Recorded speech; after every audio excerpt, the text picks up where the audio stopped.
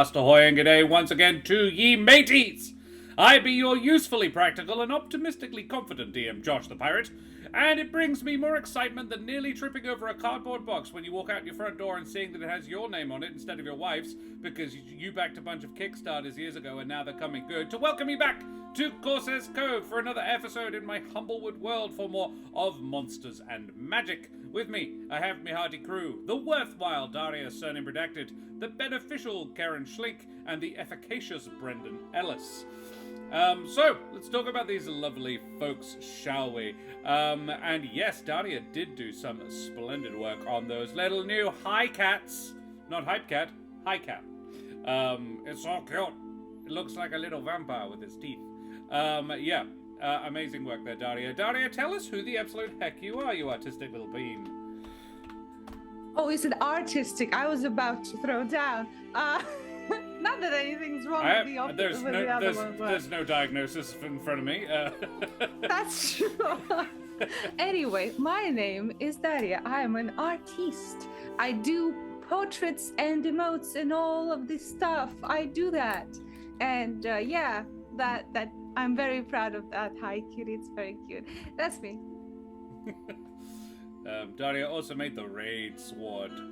Ooh. No, it's not a sword. It's a harpoon. Oh, a harpoon. I like that. Very cool. It's from the lore of the lore, right? Ah, I see. Did Ardana write It reminds this me a lore? little bit of the cane from Sly Raccoon. Some will get it, and most won't. That's If okay. if you know, you know. Awesome. Karen, who the heck are you? Hello, I am Karen. I am a writer and performer and internet addict. You can follow me on Twitter at MotherO'Bunnies, where I retweet funny pictures and get mad about stuff, or occasionally discover that orcas have been sinking boats, which really brightened up my week. You can also follow my burlesque alter ego, Miss Lola Moore, over on Instagram, or you can listen to my dulcet tones on the D&D podcast, There Be Dragons. Link in chat. Splendid. And Brendan, who the heck are you? Hello, I am Brendan Ellis, and can I just say, Josh, I love how you can pluck these generic examples out of nowhere of how your day's been going, of like, I don't know where you got that, of like tripping over cardboard boxes. That's amazing. It's very relatable. It actually is. Yeah. For people who aren't poor like me. The great thing is I am now. Years ago. But this is it. I paid the money years ago when I wasn't. Yeah. I like the idea of getting surprise packages. There's like little presents from your past self. Future you presents. Yeah, exactly. Yeah. Yeah. It's like, hey, when you're poor again, here, have a present. When you're poor again because of these decisions. We know what will happen. Yeah. Look, I think our long-term financial stability has a lot less to do with Josh's Kickstarter habit and a lot more to deal with the economy we're living in. Yeah.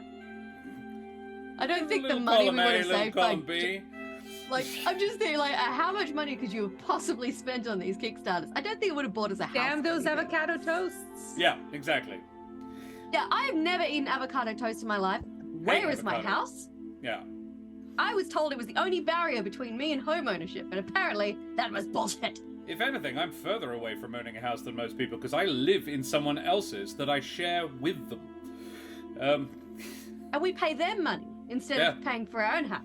It's strange. What percent of money you make them avocado toasts? We should have gotten to the avocado toast business.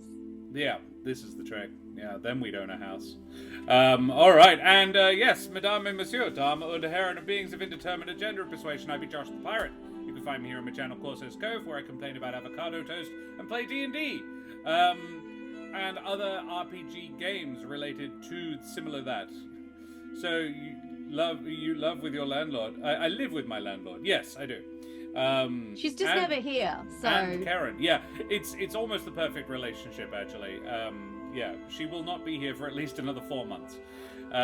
Story behind the harpoon is the player characters in my Wednesday group defeated a Miro and decided to keep the harpoon. This harpoon has been the MVP in 2 boss fights. A fight against an assassin, and now a crystal weapon thanks to the barbarian succeeding on his divine trial. Dope. Okay. Cool. Yeah, that's it. It is a great story, Karen. What else can I do? What else do I do? Not a huge amount else at the moment, but we're working on more stuff. I'm trying to get the Teens in Space crew back for another bunch of Wednesday evenings. There is in the works some crazy, wacky idea to play Major Magicka as well. So yeah, all of these things. Hey, Sam Size, happy time zone to you as well, buddy. Who else have we got here today? Bishop Blood is here. We have Fajuk. Hey, Fajuk. Good to see you, mate. Lilith. Hello. Hi, Lawrite. All of our lovely friends in chat. Marvelous to have you here. Karen, can you tell me about the Ukraine, please? I can, Josh. As much as we may bitch about our living situation, it's not a patch on what the Ukrainians are going through. I have a roof. Yes. I was like, the only Russian in our house is Daria, and she's here digitally, so can't bring any guns. Damn it! I'm expecting Daria to was like, what about this guy? But no. Oh yeah, these babies, yeah. So if you do have some money to donate to the Ukrainians, they could really use your support. There are 2 links in chat. The first is for the Emergency Action Appeal. This is a collection of charities and not-for-profits in Australia. You can basically follow the link, pick your charity, donate away. The second link is the Curious Compendium of Slavic Myth, which is a wonderful little 38-page D&D booklet inspired by the Ukrainian region and its myths and folklore. It's got a one-shot, it's got creatures, it's got subclasses, it's got a gorgeous map. It's a wonderful little bundle that you can pick up for the very reasonable donation of £1, though you can donate more if you feel like it. Yeah, I think that's about it. Oh yeah, we played the one-shot. It's on our YouTube if you want to go check that out. And if you want a slightly fresher version of it, Lawrite will be running it soon as part of one of their campaigns too. And I'm going to be running it down at Bridgetown's D&D Blackwood Winterfest, which is going to be fun. And Karen is going to be running the hunt for the were bunny, or the dire rabbit of Care Benok. It is it's a D&D convention down in a little country town where my parents live. And we went last year, and now this year, Dreader GM, AJ Winters, and Karen and I are all going. Completely apropos of I know, right? They've actually said, "Hey, can we auction off the seats to your table? Because we've got a lot of famous. We've got a lot of semi-fancy people coming, and it's kind of cool. So." Yeah, do you and Dredd and AJ, can we sell off your seats? And I'm just like, I don't know if it'll do you any good, but yeah, go for it.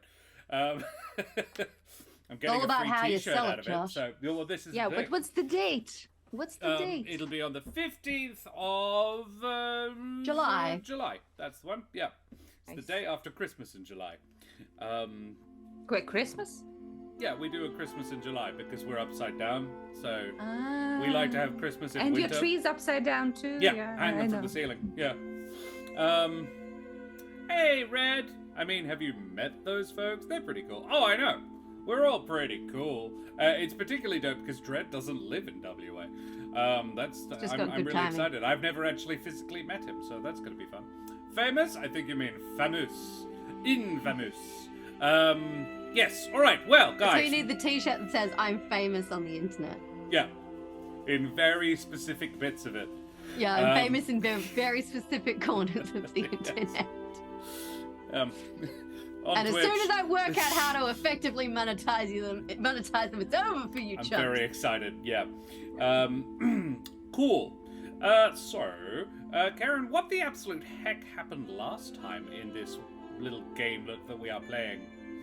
Well, last time, Ereq had gone to snoop around his granny's house, and me and Julio were lying low in his little childhood hideaway. We were going to go do some snooping of our own, until a slightly younger, less singed version of Ereq kind of wandered down, picked up a magazine, and started chilling, which turned out to be Ereq's little brother, Ray. And thought about attacking him, mainly because Julio was under the couch he was sitting on and being slowly smothered, but went with lock him inside and approach calmly, which turned out to be a really good call on our part. He was a little touchy about the fact that I'd locked him in there, but that's I think he was pretty chill with it, all things considered. All things considered, he was reasonably chill about it. He kind of didn't panic, which is good of him. We had a chat. We told him about how Ereq had thrown some people into a tar pit that one time, which I feel like we're going to get shit for later. And I was, I think. yeah, Kedge was a bit like, Kedge was a little coy with the details about what exactly they knew and what was going on, just to see how much he knew.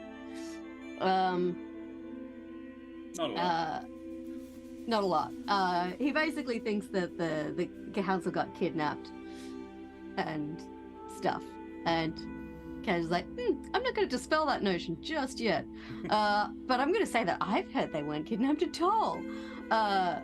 Meanwhile, Ereq is sussing out the family chapel, and he totally finds a bowl of blood.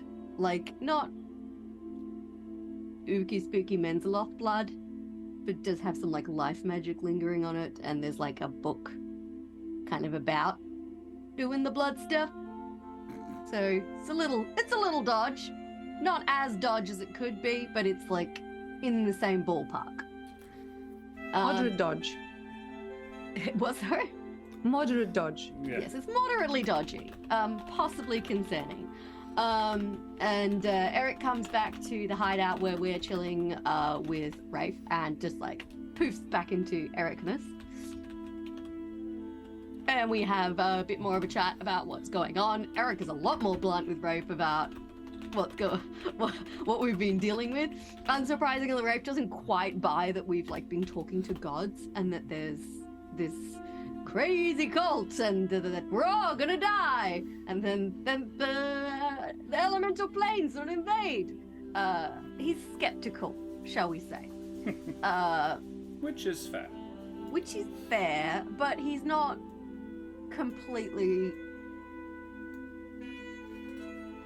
What's the best way Dismissive. He's not dismiss. He doesn't believe us, but he doesn't dismiss us out of hand. He's like, I don't buy this shit, but you guys seem pretty confused. He doesn't believe you, but he wants to. He wants The thing he said that was tough to hear but also fair is that I don't believe you, and I'm the most likely to believe you in this house. So that was rough. Like, no, you don't understand. We spoke to a god. Like, Yeah, yeah. let's You stay spoke up to to the a chat. god. Cool. Maybe sleep it off and come back tomorrow and tell me again.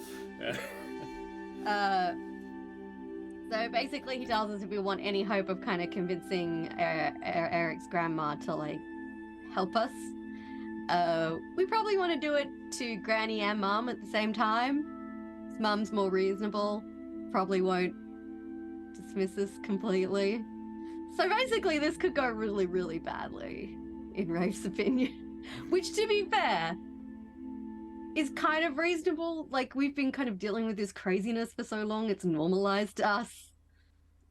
And then when you tell someone who knows nothing, they're like, this is insane. I'm like, I know, that's what I thought. And then I traveled to the plane of death and spoke to a god, and now I'm kind of a little more flexible about this whole business. Yeah, you spoke to two gods in 2 days. In Yeah, fact, you it was- spoke to two deities in about 12 hours, so... Yeah, it was a time. It was a time. So we decide we're going to sneak out and come back in the next day. So no one except Rafe will ever know we were snooping. Not very, alright. Just happened Sorry, to. before I went to the chapel, Ereq went and spied on his granny in her office. And she was writing a letter to Sobel. We got that much.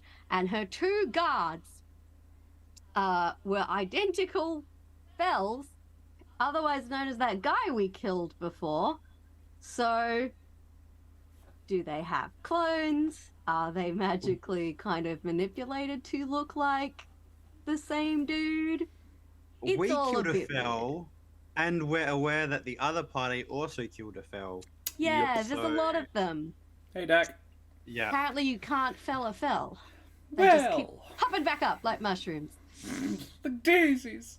Exactly. I must also remind our conclusive, categorical, and possibly even incontrovertible audience to please like, follow, and subscribe to all the things, you bloody champions. We have all the exclamation mark socials. Exclamation mark Says the owls.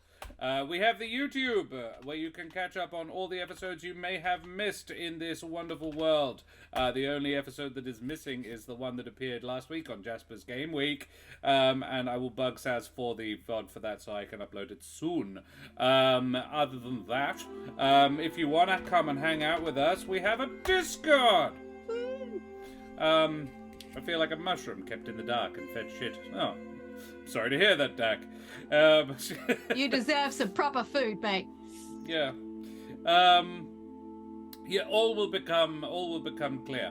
I must also mention our wonderful affiliates, Wooden Forge. Wooden Forge are the creators of WA and possibly even the world's finest handcrafted wooden tabletop accessories, made from exotic and Australian hardwoods. They are all artisan quality, beautiful things. They can engrave on them. This one says Josh the Pirate because it's mine and you can't have it. Yeah, they come with. My favorite thing is actually the padded lining, so that your little tiny click-clacks won't get damaged inside them, nor will your minis if you put them in the mini holder bits. They do some incredible work. Check them out at woodenforge.com/Corsairs Cove. Here's one of them right now. Nelderberry, you bloody champion. How are you, mate? Yeah, check them out there. And yeah, if you fancy on heading on over there and acquiring yourself some beautiful handcrafted tabletop accessories, we get a little kickback if you use that link. That'd be great. I love your bloody face as well. Is it bloody? I thought I got that off. Never mind. And Sirenscape is providing the smooth jazz that you can hear today, and some of the other noises as well. Our Above VTT is our VTT that we will be using maybe sometimes, depends on what they do, and I created the maps in Dungeonfog. Use the link, help the stream, do the things, press all the buttons, exactly. Well, guys, I think that was an excellent recap. I do have a correction to issue. Last week, I said that owlbears are aberrations. They are not. So owlbears are monstrosities, as are mimics. So I was wrong on 2 counts, and I never let it be said that I don't admit when I am. Owlbears are not aberrations, they are monstrosities, which is, as Brendan did correctly say, a creature type. I apologize. Which I said they weren't. Boom. So that means a slight retcon. Kesh, you sensed monstrosities in the nearby, not aberrations. Okay? And which one was I worried about? You weren't worried about those. Not this one. Yeah. I said things that were wrong, and I wanted the record cleared. Because I don't like being wrong. So, mateys, may your family temples contain no bowls filled with blood, or at least something red and sticky, and all your grandmothers be the baking kind, not the bird supremacist kind, as we head tremulously at first, and then with mounting heat and passion into the Humblewood. Hey, Rob the Bearded Dragon. So, guys, you are planning to make your way back to Brackenmill, I believe. Brackenmill Are we going to level up first? Well, you do that while you sleep, which you will be doing in Brackenmill, yes. Sure. Yes, that was our plan, was to not sleep on the property. Yeah.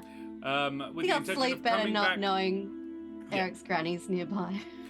With the intention of coming back on the morrow and having a chat with Granny Shadowmelt before she heads off for Alderheart and potentially an election to make her new queen of all birds.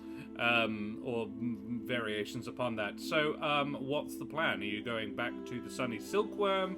Are you going to go and crash at Mark's house? Like, he'd probably be okay with it. Sleep over with Mark and his cool wife? Yeah. How late is it? It's probably 6 at night. No, a little bit later. 8. Is it too late for us to drop in again? To see Mark? Mm. Probably not. In fact, if you... First of all, how do you get off the property? Yes. Right. I forgot that we had a whole thing of getting in. Yeah, you I straight up did some cool stuff to get onto the property. How do you get out? Well, hopefully Ereq can work his magic again, so we can just shimmy over that wall. Yes. I can also put a bit of shadow over us if we want a bit of extra help getting out, or do we feel like we might not need it? Well, whatever you think is best, Eric. Okay. I mean, Pass Ereq, without trace. Woo! yep. Ereq, you can make an Arcana check, or History if it's better, Okay. but probably Arcana. Hey, Crunchy. Arcana is better. That's a 23.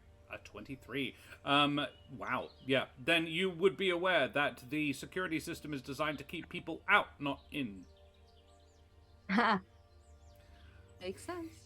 So if you were to Right. leave via the same way you came in, probably you don't need to worry so much. Okay. I mean, I imagine I would probably know that from first-hand experience. Yeah. You probably yeah. tested this exact theory. Yeah. Yeah, look, let's cloak ourselves in shadow, as it were, and then we could probably just leave. I mean, we'll need to go back over the fence, but yeah, it's about keeping people out, not in. Fair and reasonable.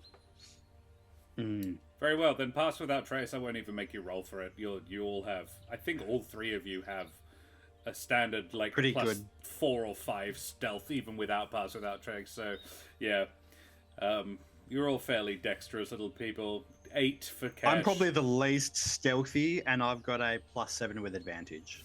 Yeah, right. Okay. Yeah, at night, and I think Cash is advantaged at night as well. So it's ludicrous. Okay, and Julio is a rogue. So there Stealthy. there is. I mean, let's roll it because it's fun to roll dice. But let's just for mild curiosity, how stealthy you fucking are. Okay, so add 10. Yeah. 37 stealthy. I rolled a 1, by the way. Wow. Ooh. Which means you got a 23. 13. 23, yeah. So that's neat, I guess. Wow. So Ereq and Julio got. Oh no, Ereq got a 33. Jesus. Jesus Christ, 23 with a 1. But that's the one. You transcend into the shadow realm. Yeah, 2 of you inadvertently plane shift. Yeah. There is no shadow When realm I jump in the this setting. fence, I stub the toe. Yeah. That's what happens. Yeah. Yeah. There is no Shadowfell in this setting, Bishop Blood. It would technically be the Plane of Death, which is a slightly different place. Slightly. I've already been there. Very well. So 2 of you are incredibly stealthy. Julio is just can't see very well, and is still actually, quiet as the grave. There is a narrative reason for why Julio is kind of shitty at this right now. Oh yeah. He is very nervous after the last bit of conversation they had with Ereq's brother. He's like Sure. visibly worried. Interesting. What about it specifically? I'm trying to remember exactly what the last bit of conversation was. Last bit of conversation was Julio promising Ereq's brother that he would do what he can to save his mother's life. Oh, that's because right. Yeah. He mentioned for the first time to anyone outside of our circle that he's in treepo. with the Aldeheart. Yeah. I'm kind of a treepo myself. Yeah. Yeah. Yeah, that could be awkward if you've messed that up. All right, cool. Love Yeah. it. He has performance anxiety now. You know what happens when people watch him do things. Yes. Yes. Yes, I do. Alrighty, so you get out with only a small stumble from Julio. It does say Pope on the character sheet. Yeah, it does actually. Hey, swashbuckler. Wait, does it? Yeah. It says Joe B. I'm waiting for it to roll swashbuckler around in. Pope. Yeah, swashbuckler / Nice. Pope. I did not know that. Well, it was That's harder lovely. to. I didn't have room to write College of the Canopy Bard, so I just said Swashbuckler Pope. Pope. I love that. Um, That's a good name for like a film or something. yes. Like Princess Bride, Swashbuckler Pope. Yeah. So you get back. So when you are walking down the main high street of Brackenmill, you would pass what was it called? Swift Cobble's smithy on your way to the inn. And you can see smoke rising out of 2 of the 3 chimneys. So people are definitely still awake inside, and you can hear clanging of an anvil.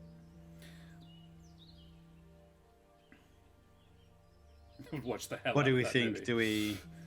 Do we go to Mark's or do we try the inn? When we were in Mark's, did it seem spacious enough to house 3 more people? Because we wouldn't want to intrude.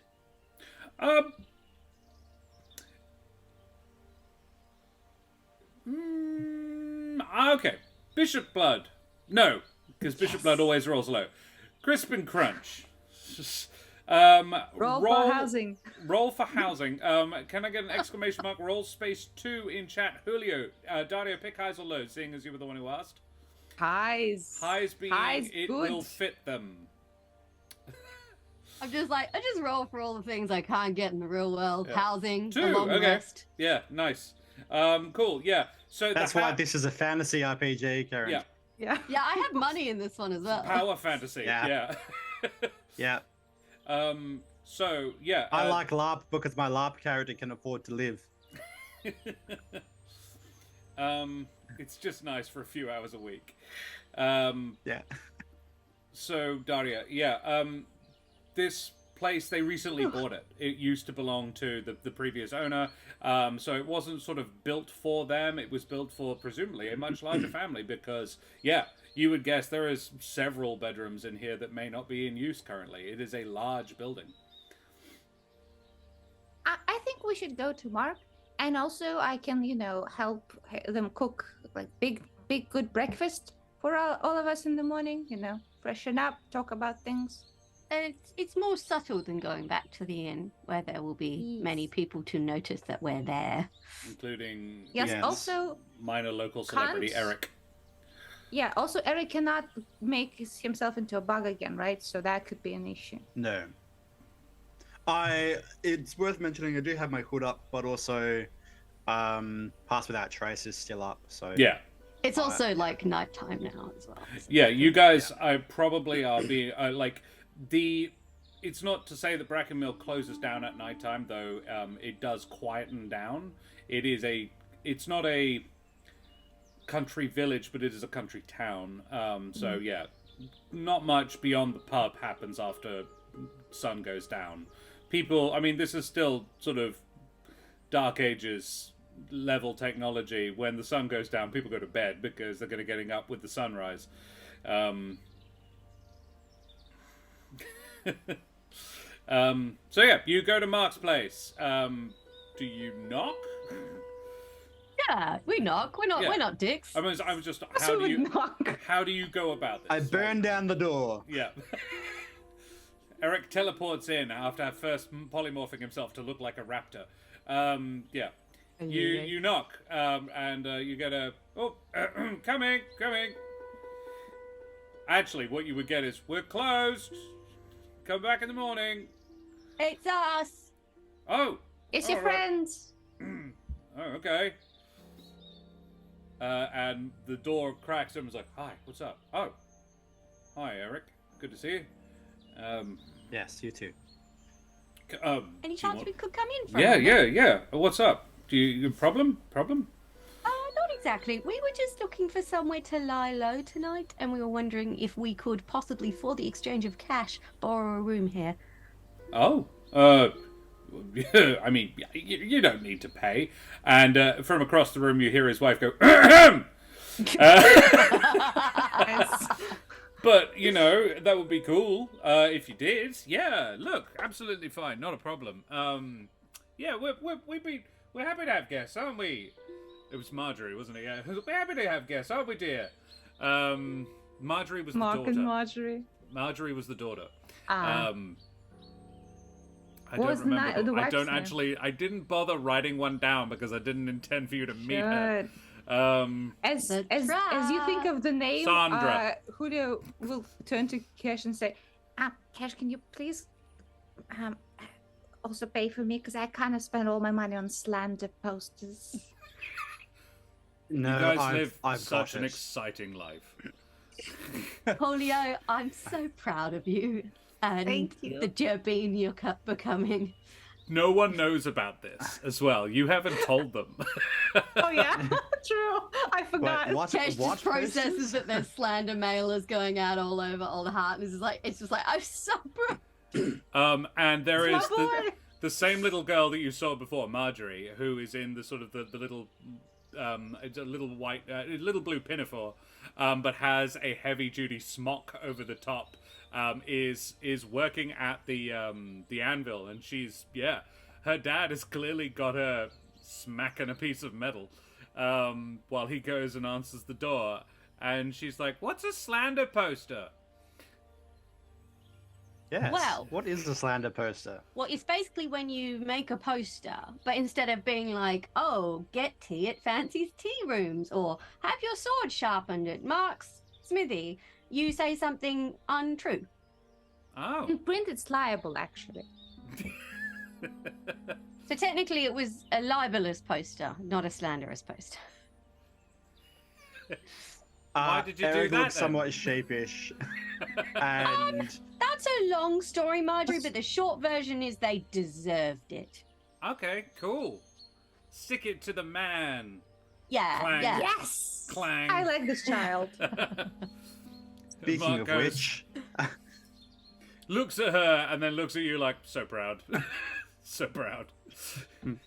speaking as the local the man, I'm going The to man. reach into my pouch and hand over 7 gold. Oh. And Mark goes to take it, and I actually want to call her Mercy. Her name is Mercy. The wife, and Mercy comes in and like, "Thank you very much, Mr. And Mark goes, "Ashbourne." Ashbourne. I think it is, isn't it? Yes, Ashbourne. She goes, "Right you are, Mr. Ashbourne. Would you like dinner?" Well, if you have some to spare, we would love that. I'm sure we could. Absolutely, not a problem. For 7 gold, I think You'd hope. they can feed. Yeah. Yeah, for a single. Will you be staying more than a single night? I'll have the nicer bed. I'll get the nice sheets out. Mercy, would you mind if I helped you in the morning with the breakfast? I'm a bit of a chef. Oh, well, you can always help. Yeah. Hash browns are to die for. Oh. And people did die. Oh. Anyway, Of the hash browns. the hash browns were the accessory to murder. I should stop talking. They're adventurers, were. darling. They're adventurers. Please show us to the rooms. Please. Mercy. We are so tired, almost delirious. Mercy takes you. Yeah, real heroes do stimulate the economy, and the children's imaginations. Yeah, Mercy takes Yeah, Marjorie's got some exciting new words to use Yeah. on the playground tomorrow. Oh, yeah. You can't She say put about that. accessory That's to murder. slanderous. Liable slander. Let's play push into the tar pit. Yep. So yeah, she takes you. Miss, Don't forget to flail so I can kill ya. Push someone into a tar pit, but there is no tar pit.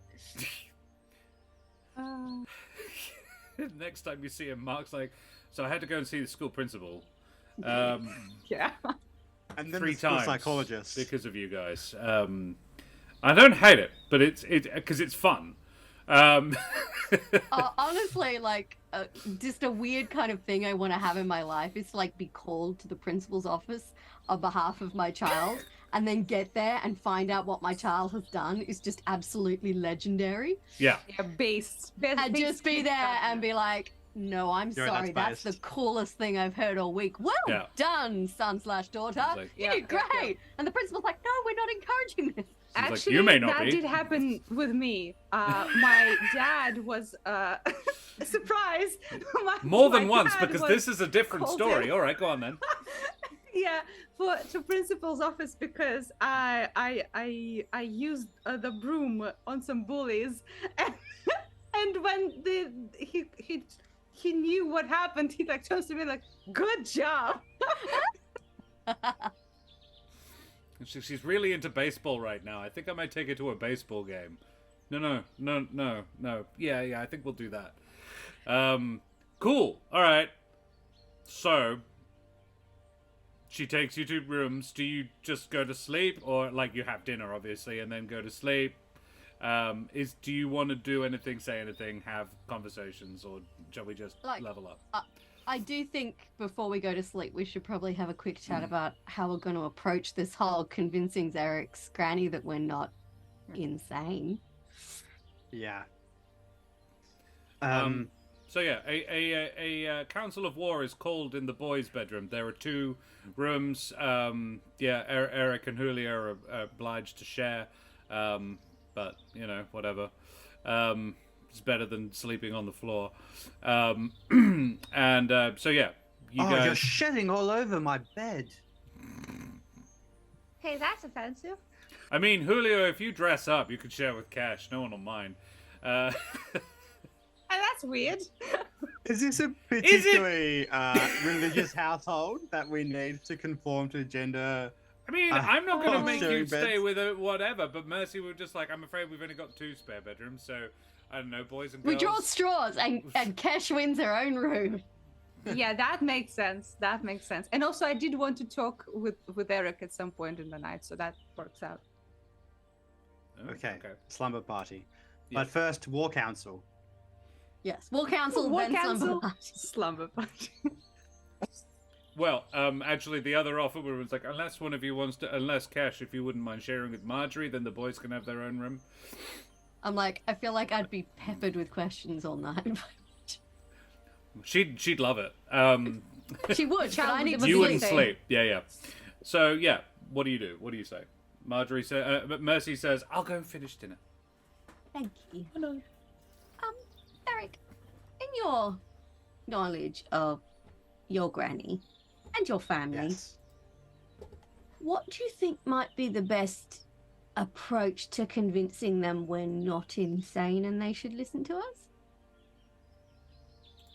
Well, many, if not all of the members of the cult that we spoke to were convinced that they had spoken to Titon themselves.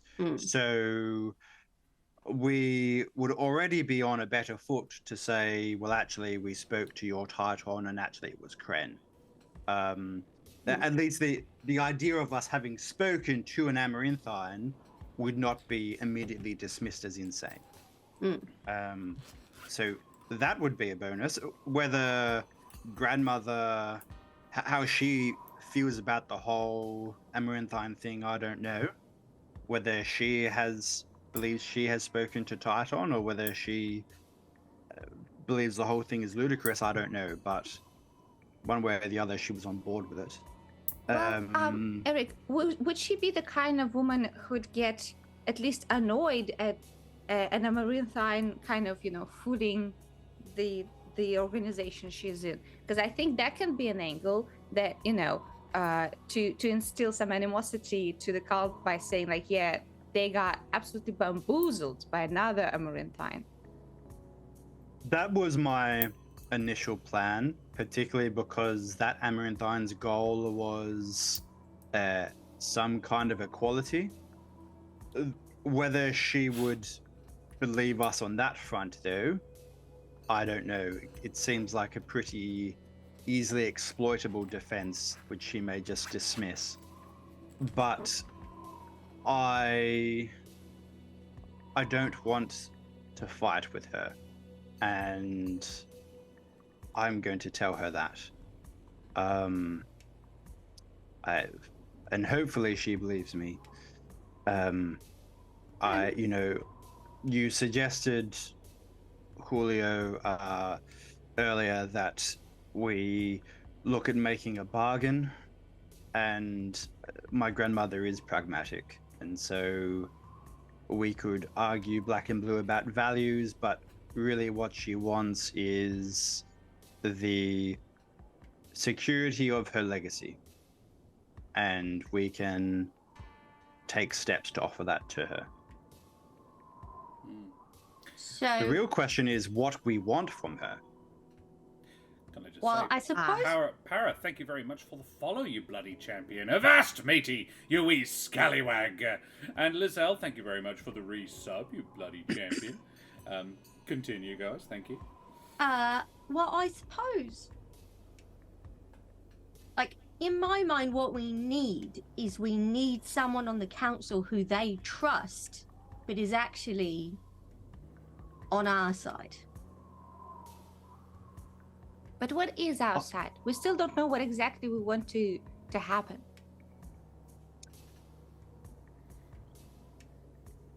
Not a full-blown war where we all kill each other? Ereq, it's probably worth noting that convincing her to not go and be a part of the... Even if she says no, even if she doesn't go, they're just going to use someone else. Doesn't get you anything.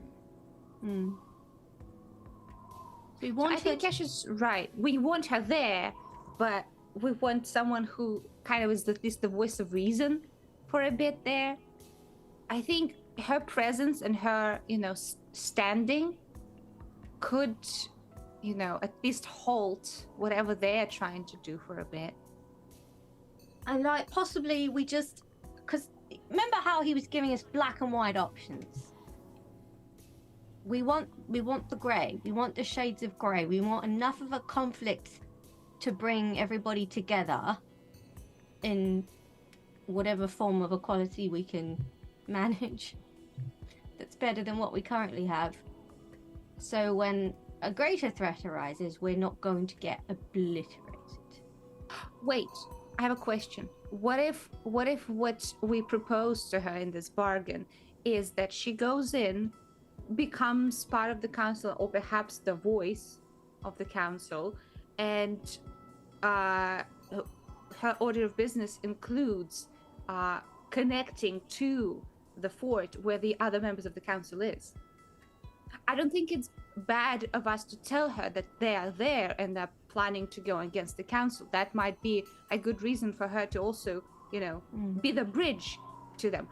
I don't think it's fair for us to ask her to, petition for humble folk rights or whatever. I don't think she'd be interested in that. But reinstating the people who were already in power seems like a reasonable ask. Yeah, yes. Can she reach out to the crest and open up a line of communication?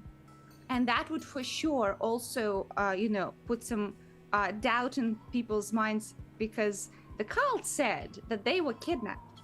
And if the council is suddenly there and they're completely fine and they actually have their own point of view about it, that could be good. Yes. She may ask us to be that line of communication, which I would be happy to do. I mean, we're probably just about due for a trip to the crest anyway. And honestly, I trust us more than I'd trust someone else to do the same job. Yes. Yes. Look, I mean, we don't know, or I don't know how much she knows, so for us to tell her exactly what we know about the remaining council members and offer that line of communication, she may be pleased with in itself.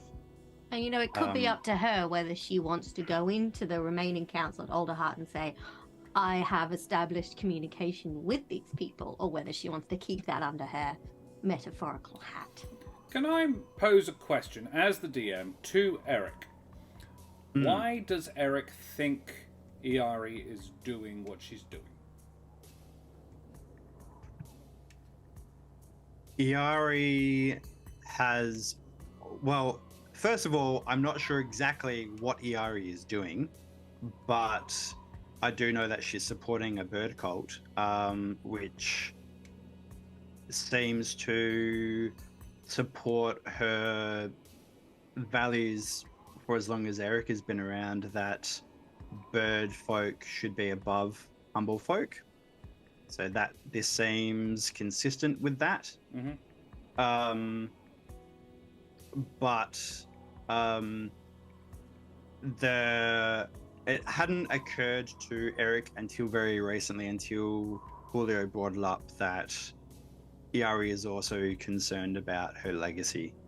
So that is still in the process of working itself out in calculations about Iari's stuff. I would point out then that Wraith said she doesn't care about that. She cares about the family. Yeah. I think possibly she's trying to align herself in the best position to, like, come out on top. The thing is, it's not like grandmother is a bit player in this cult.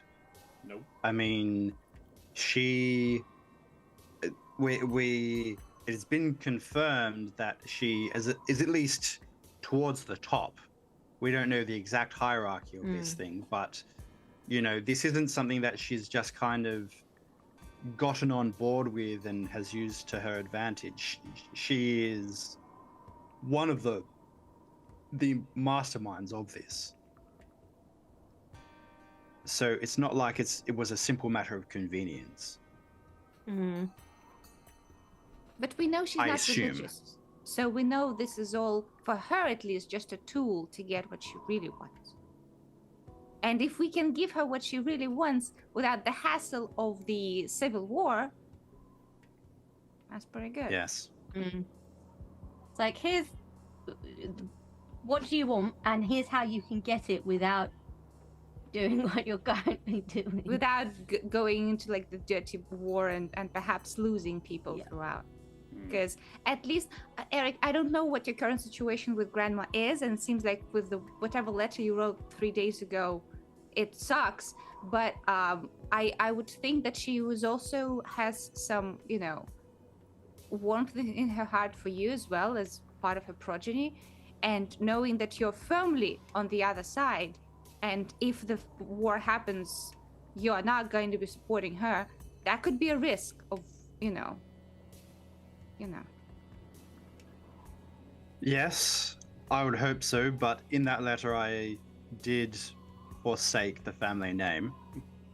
So she is kind of on the advantage there. Well, hold on.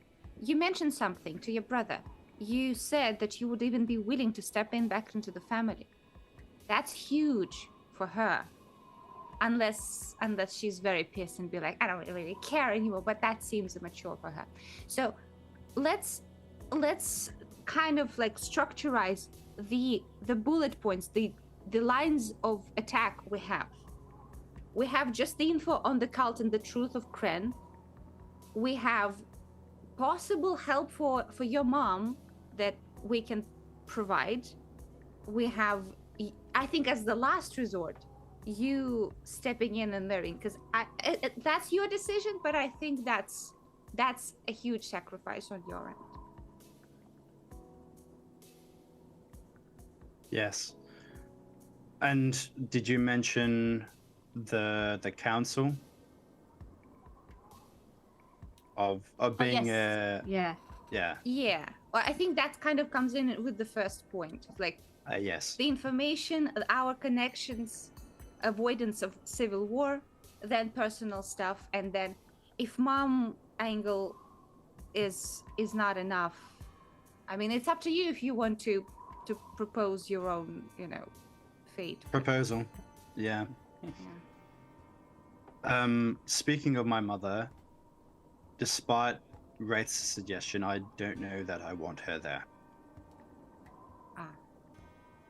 Why? Because I think this needs to be... I don't want to use my mother in this negotiation. I feel comfortable speaking alongside the two of you because we have been in this together for what feels like almost 2 years, but in reality is about a month and a half. Jesus. But I don't want to put my mother in danger, and I don't want my grandmother to think that I need my mother to fight my arguments for me.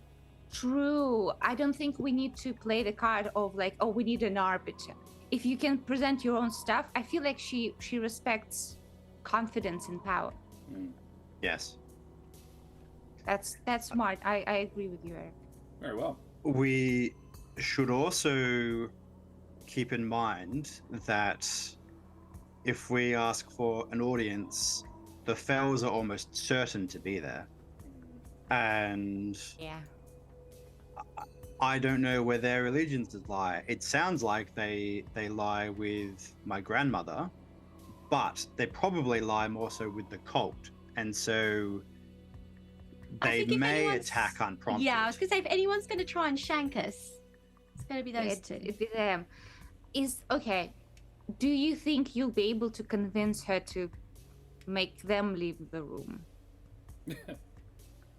Only if the two of you do.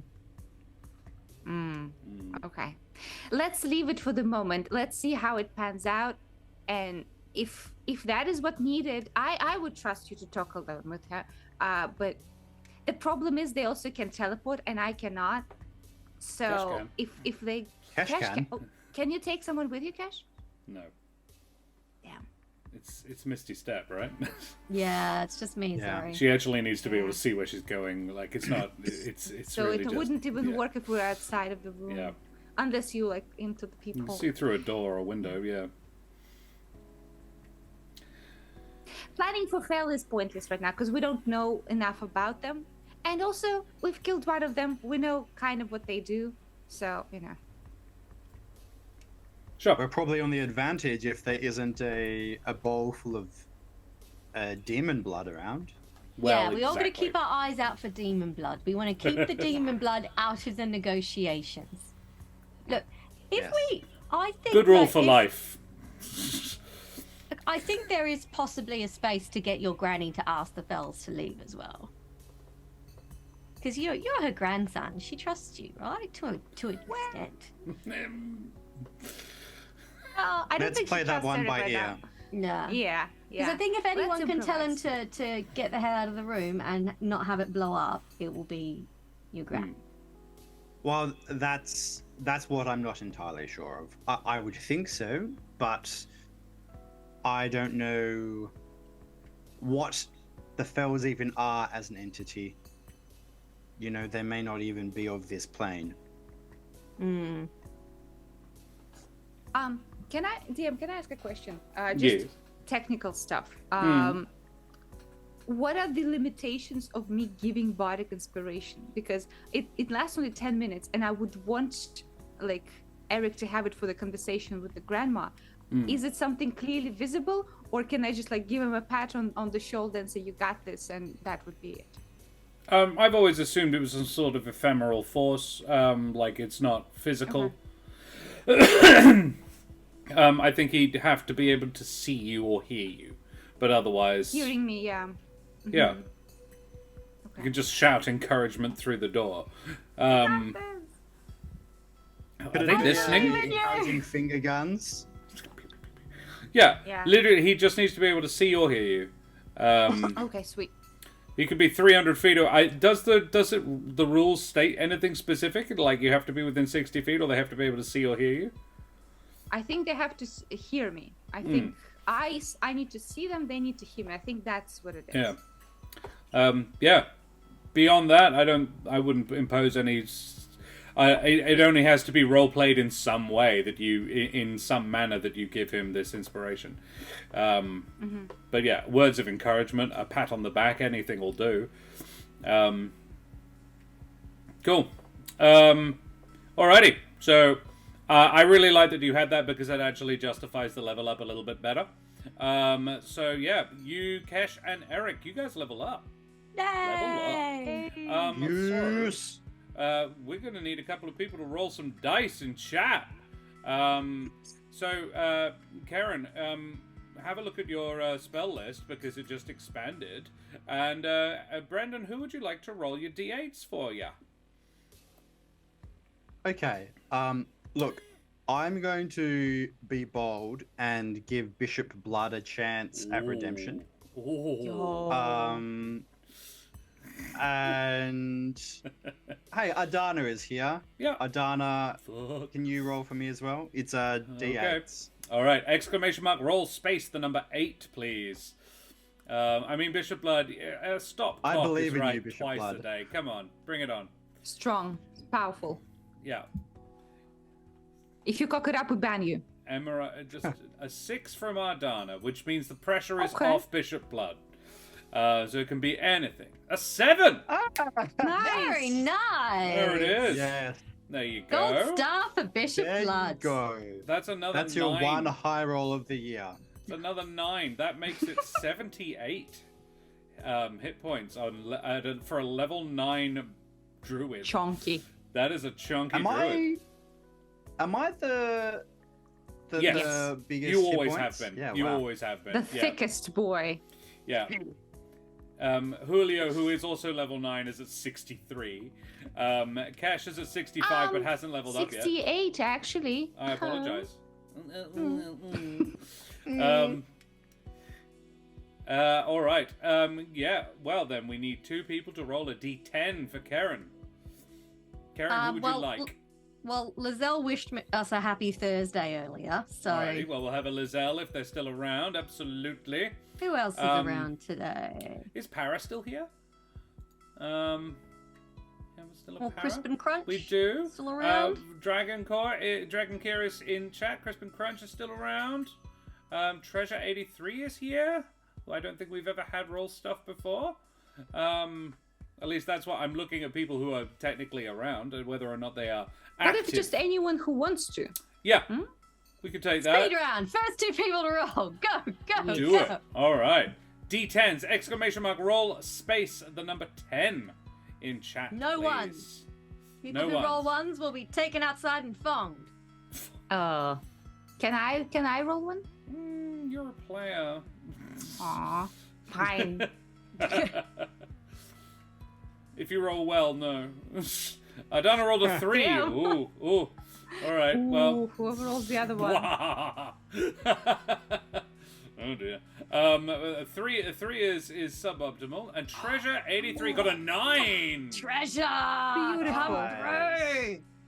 Thank you very much, Treasure. Karen, that's a +1, so 10, 6, 75. 75. I also love how they rolled in caps. Yeah. Strong, decisive. Very decisive. I liked it. Alrighty. So, Brendan, what does this level 9 look like for druids? More of the same, but importantly, 5th level spells, baby. Oh, shit. Nice. Yeah, Will you be taking most that of- Wrath of Nature thing that we were talking about earlier? Well, druids can take whatever the fuck they want whenever they want, Oh, of baby. course they can. Yeah. A lot of the spells that I have my eyes on actually have hefty component costs, such as scrying needs like 1,000 gold thing. Ooh. Luckily, we're in a mansion owned by my family, so maybe if I send a wish list of components to the DM, we can. Depends maybe how find well this something. conversation with Granny goes, I think. But yes, all right. If it goes extremely poorly, you might be in luck. Yeah. If she doesn't survive, We'll just the loot experience. everything. Yeah. Jack the Undying, welcome, buddy. How are you? Thank you for joining us. Cool. Alrighty. So 5th level spells for Ereq, and I happen to know that rangers get 3rd level spells at level 9. Pew pew. Yeah, Karen. You actually have to choose. How many do I get? It's you being get- vague on my sheet. You get one more.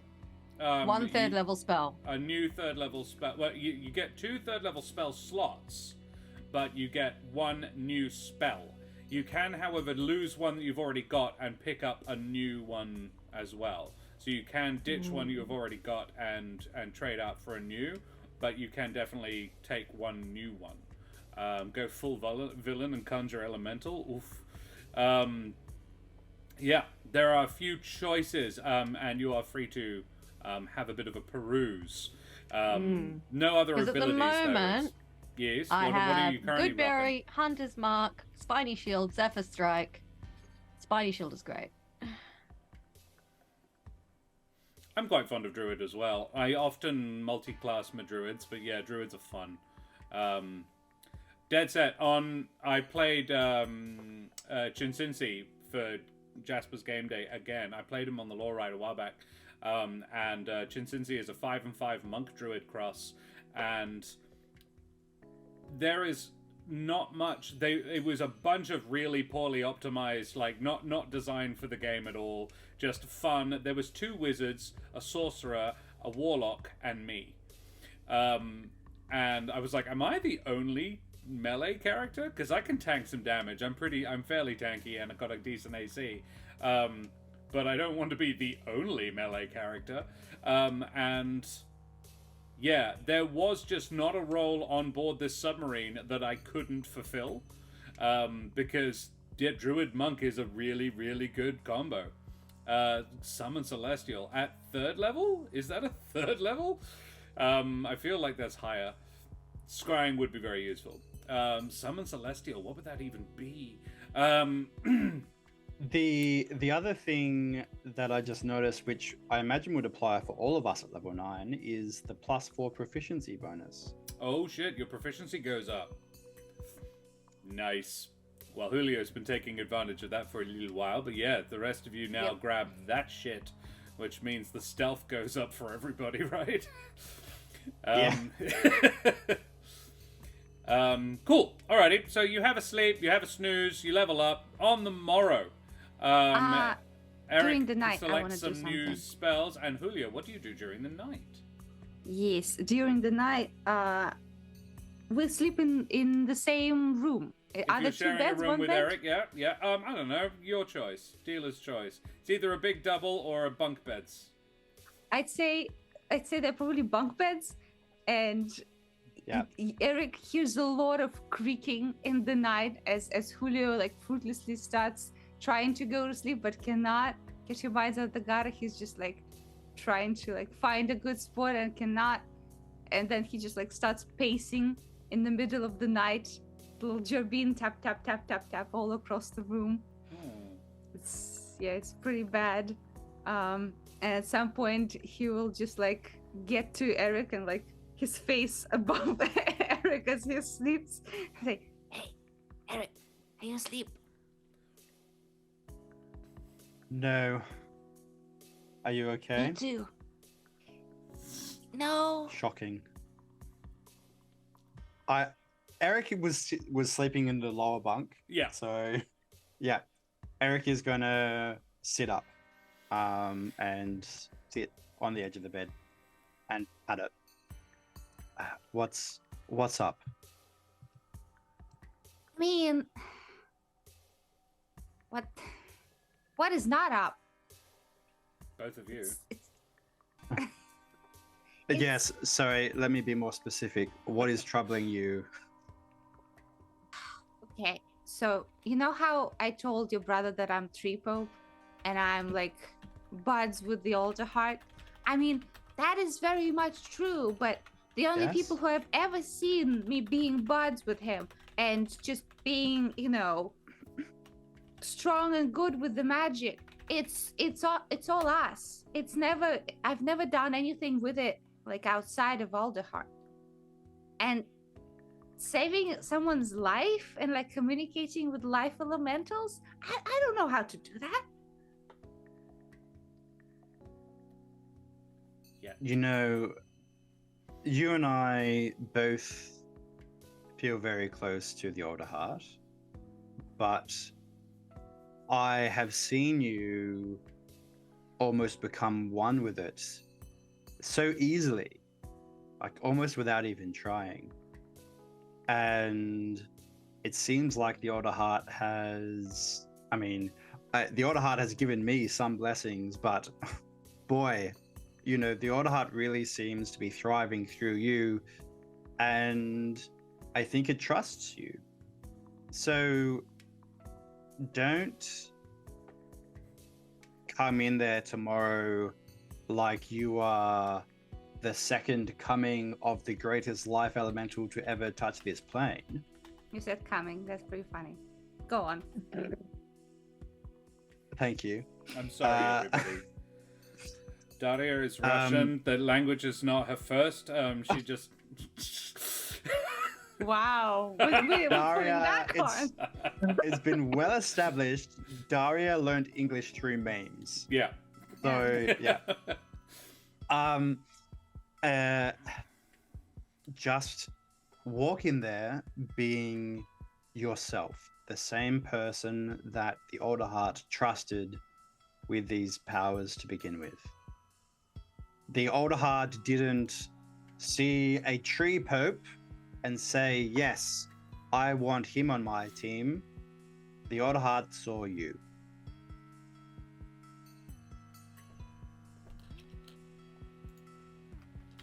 Thank you. I hope I can do something. How do you feel though? Nervous, a little overwhelmed. I mean, Cash is solid as always, but You hear a laugh Cash is from the really other appreciate- through the wall. Peacefully sleeping covered in bugs. Yeah. This But is my I- therapy bugs. my emotional support bugs. Mhm. I'm so looking forward when Marjorie goes in to wake you up the following morning, tell you breakfast is ready. Ah! Cash has been solid as always, but I really appreciated you dissecting things and structuring things in smaller chunks, because it feels like a lot for me to process. So I have appreciated that a lot.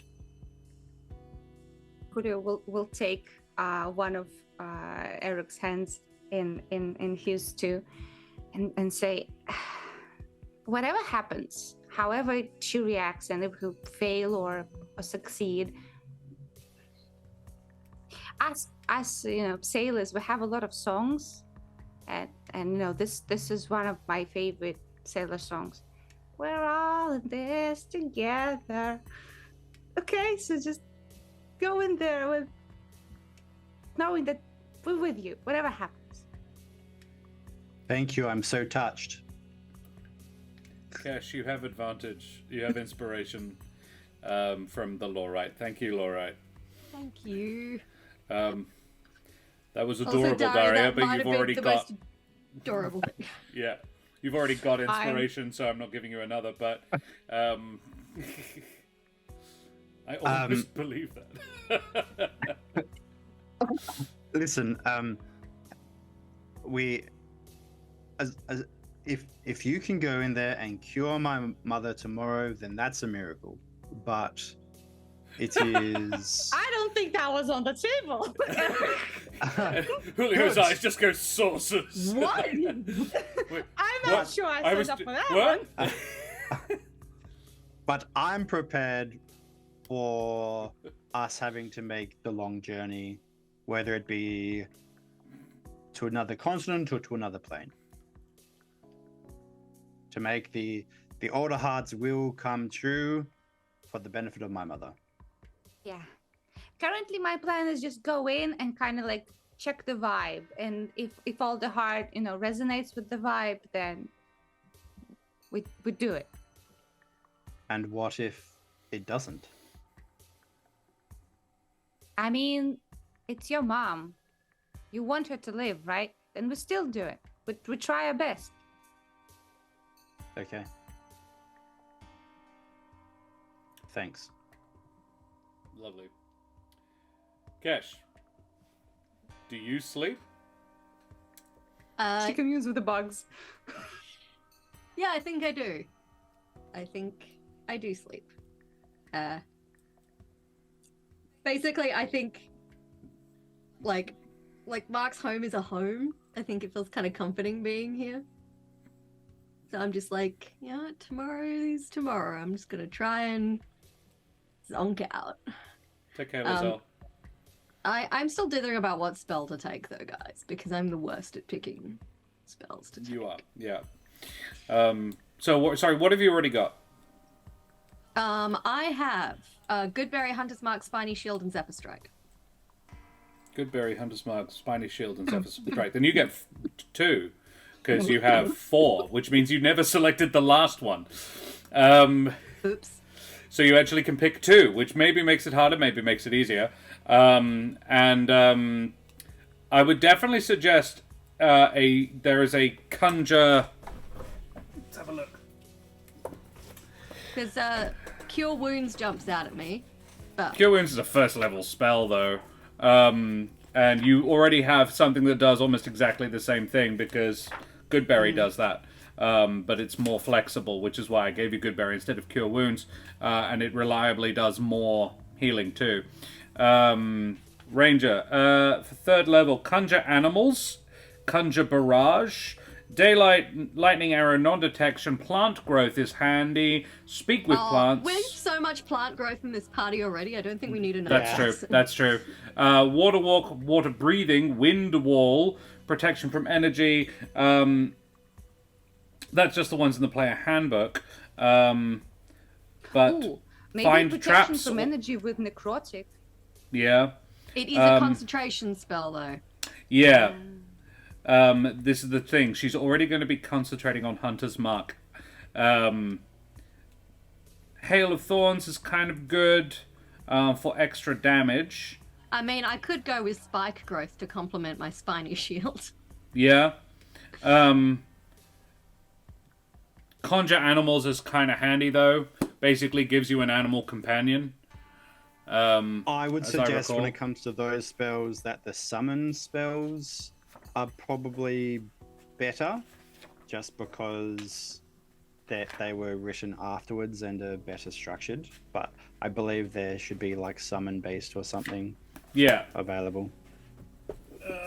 Tasha's will have it. Because Conjure maybe? Animals is a concentration spell, again. Ah, that's true, yeah. And I never want to have too many concentration spells. No, you don't. It just, You are right. Because That is a very... Zephyr Strike is concentration. Hunter's Mark is concentration. Summon Fae. I feel like you might be able to do... Hang on, let's just... Ha! Speak with plants. Yeah. Just cruise on in Julio's territory. It's like, oh, what? You can talk to plants? Oh, no, you can. Yeah. I can't even talk to plants. Yes. I can talk to 0 plants. Summon Fae is a ranger spell. But it is concentration.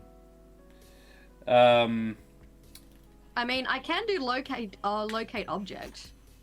Find Trap is also in there. Locate object is good if we need to like find someone in the city.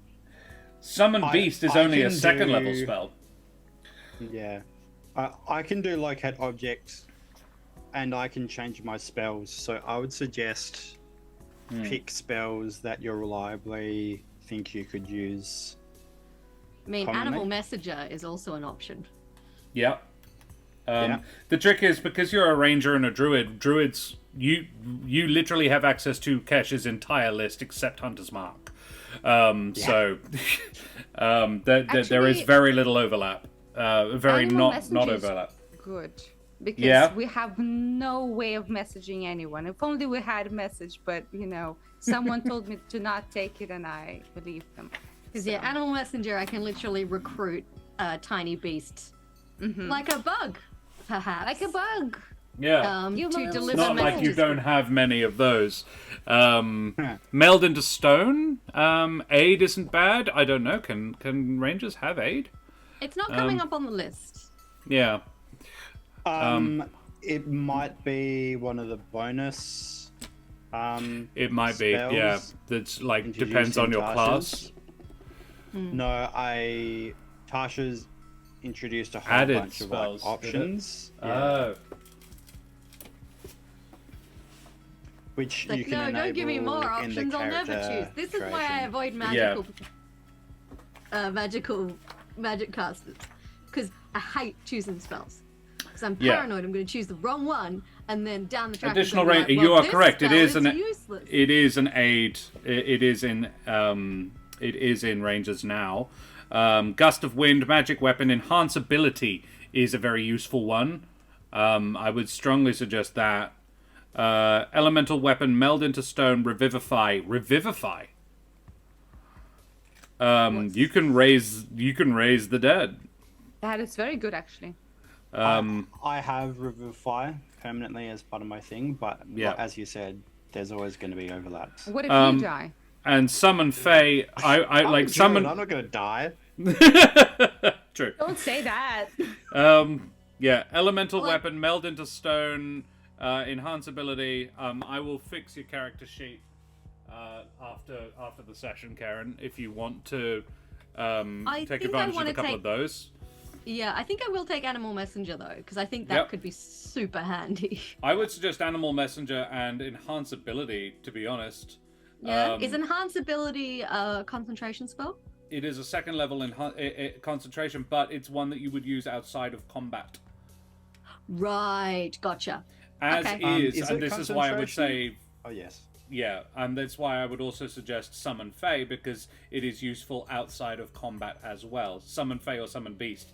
But you've got third level spell slots, you might as well have a spell you can use to cast them. But we'll have a look at it afterwards, my love.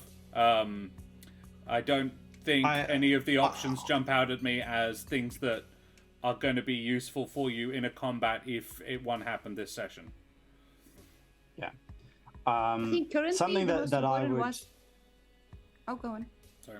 I was just going to say, I would add, Karen, you like the idea of cure wounds, and I don't think having more healing is going to be a bad thing. I do have good berry though. Does good berry work if someone is down? I've always ruled that yes. Basically, you got to shove it into them. I think I conjured it directly into someone's mouth once, like literally slap my hand on their face. And you Good. cure wounds is touch.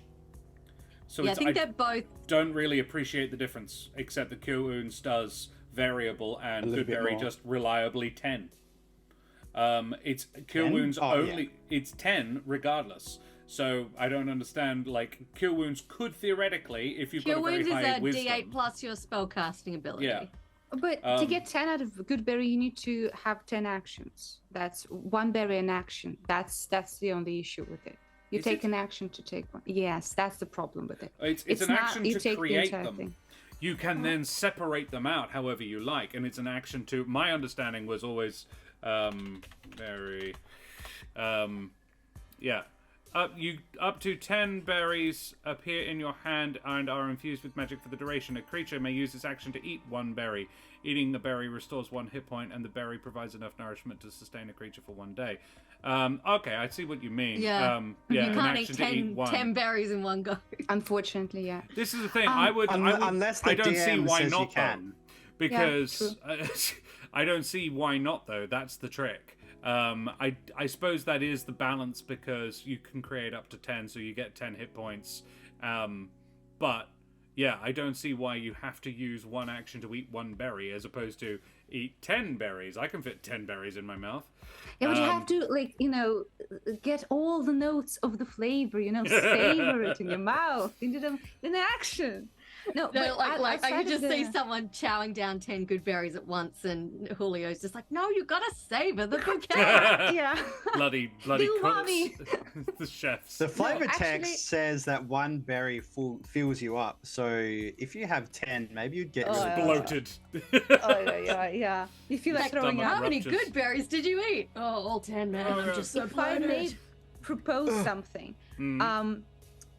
taking enhance ability right now could be very pog, giving Ereq advantage on all charisma checks. On those conversations. I was would be planning brilliant on right doing now. that to myself, to be honest with you. Yeah. And Yeah. Yeah. This is like, therein lies the only problem, because it's all fun and games to Yeah. give Kesh extra spells, but Eric's got all the useful ones anyway. Fucking Ereq, what a show off. What it does do is it sort of like requires a little bit of communication between the two of you to make sure Kesh has got stuff that Eric isn't likely to take, and then Eric doesn't need to take it. Because Wait, Eric has can I a much suggest- larger options anyway. using enhanceability on Julio to give him enhanceability for religion checks. Would it be religion checks for me to understand what's happening with his mom? Maybe. Yeah. Because I would like to try channel Alter Heart and do some stuff with it. That's just an idea. Yeah. I was actually already planning to cast it on all of us. Yeah. You are such a show-off. Yeah, he's just like, I'm the wizard here, guys. This partcaster here has got nothing on me. Which is, You can do Hunter's to Mark. be clear, Kind of character is not choices. my point. Yeah. My point is, I can take all of the niche. Sometimes we'll use spells because it doesn't cost me anything to do that, and I think Kesh should be taking things that she's likely to use every day. Then enhanceability seems like a good idea. I also still think a summon would be very useful for utility. Either Fey or Beast. But if you take Fey is a higher level one and actually utilizes that 3rd level spell slot you've got. But yeah. My problem with Summon Beast is if I summon a beast, I can't cast Hunter's Mark. No, but because they're then both concentration. It's balancing the utility of it, because that beast can flank stuff in combat. It has its own attacks. So in terms of damage, it's doing around about the same amount as Hunter's Mark would, but it also gives advantage on your attacks against the thing, which means you're more likely to hit. It's a balance of utility. Right. Yeah. I agree with what Laurite said. If you have all 10 berries in your hand, you can eat all 10. I think if you have them in a bag, I'd have the person roll a d10 to see how many they can grab in one action. Yeah, that's a good balance. That's a really solid Sounds compromise.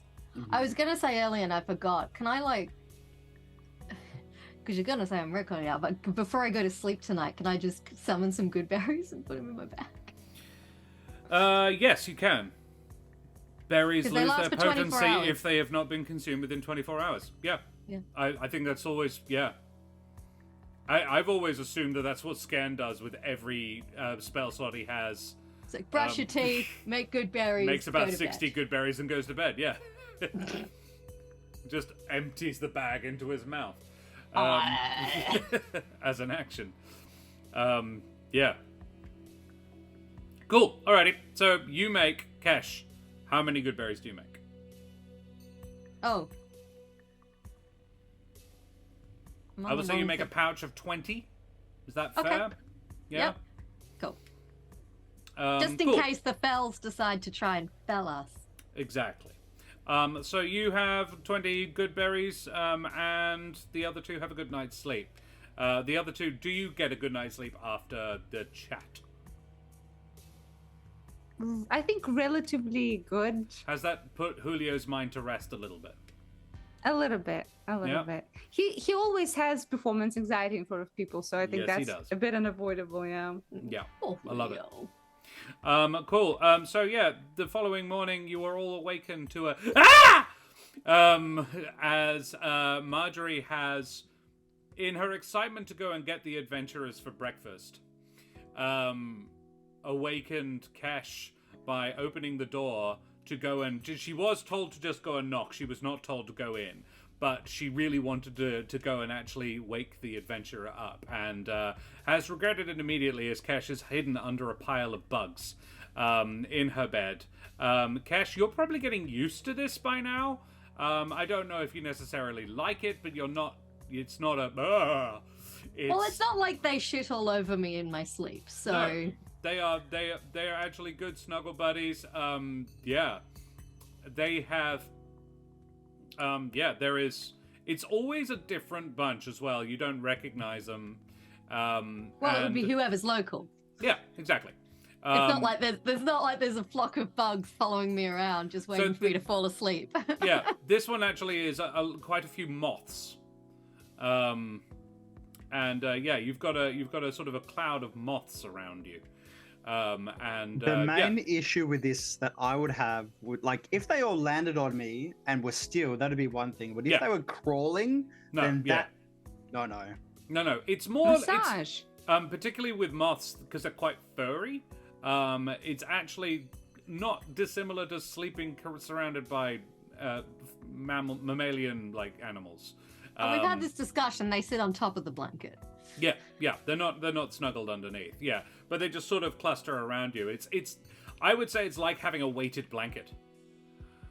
It's both cute and gross, and I don't know how I feel about this. I was actually just thinking how our dog Siri gets off the bed when we go to bed because she knows she's not allowed on the bed. But we usually wake up in the morning and she's on the bed. Yeah. But often we can, under the covers. Well, we can tell when it's starting to get cold because instead of waking up with her on the bed, we'll wake up and she'll literally be in the bed with her head on the pillow. Yeah. Like, we should stop her doing it, but it's so cute. Adorable. Yeah. Like, I woke up this morning and she's under the covers on her back with like her head flung back on the pillow. Usually so on Josh my is pillow. On Josh's pillow. So the pair of them are sharing the pillow and she's just like... Buddy. Yeah. And I had to get up and leave. Do you know how horrible that was for me? She often, it's not Big Spoon, it's Rocket Pack with me. Yeah. Usually she puts her back to Josh and then digs her claws into my back. She and I are back to back normally. Yeah, and Karen is the one that lets her in, but she does it while she's asleep. And I know because I've seen this. I've watched it happen. I just lift the covers up without even waking. I'm so well trained. She gets up and then starts trying to get underneath, but just pulls the covers down. So it's more of a grab the covers and lift so that you don't get like, it's cold. Yeah, it's that. Anyway, so yeah, Kesh wakes up with, it's probably no more than half a dozen decent-sized moths. Moths the size of cats on the bed with her. And it's warm and cozy. Like once you're used to it, and you grew up, like Kesh grew up in a world where large bugs are not the it's just a surprise more than anything else. And once you get used to it, it's and Marjorie goes, oh wow, I didn't realize there were this many in this room. Hi, sorry for shouting. Breakfast. No, that's okay. Breakfast is ready. They'll go now I'm up. They won't stay. They're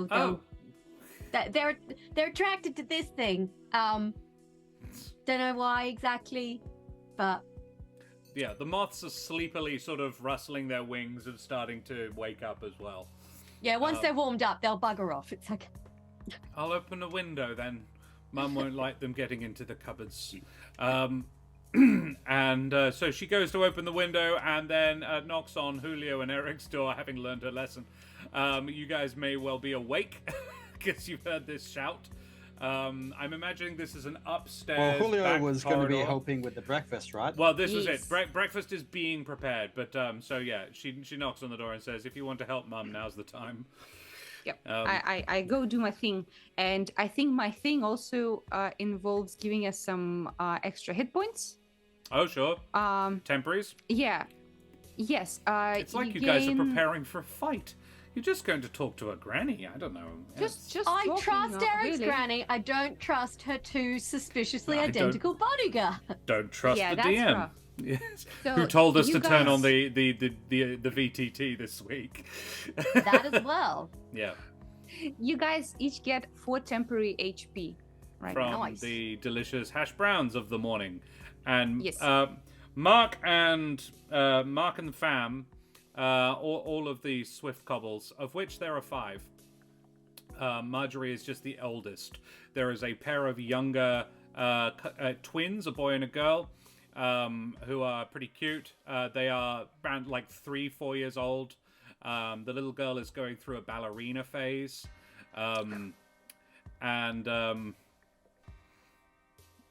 I spoke to a granny recently, and I spoke to Karen's granny on the weekend, and it was lovely. She really likes talking to me because I can project my voice and land it on her so she can hear what I'm fucking saying. But the rest of them, she has no Shout. idea. Yeah. Yes, quite Mum. deaf. she is quite deaf, but as long as you talk to her in the correct manner and enunciate properly, she understands fine. Josh, not everyone in the family has extensive vocal training. Exactly. Grannies are savage. LEB. Oh. My granny is a ruthlessly racist old lady. Wow. Yes, it's quite impressive every now and again, and I'm trying to teach her every time on the conversation. Every time when I'm talking to her on the phone, the conversation goes very racist. I just say, "All right, Granny, I've got to go now. Karen's just done dinner." Bye. And so I'm every just time sitting she in the says corner, something like, racist, I can't be not there anymore. doing dinner. Like, huh? Yeah. Oh, she was being racist again. Yes, Cool. yeah, she was doing that. She was doing that thing, blaming the Indians for COVID. Was the most recent one. I was like, but the Indians in England. Wow. Creative. For spreading it, not for making it, but that's where they all got it from, because they live 8 to a house. I was like, maybe it's because they're poor, you stupid woman. Anyway, also stereotypes and probably wrong. Yes. So you all go down, you have a nice breakfast. The hash browns are very favorably commented upon. Mercy says, come back anytime.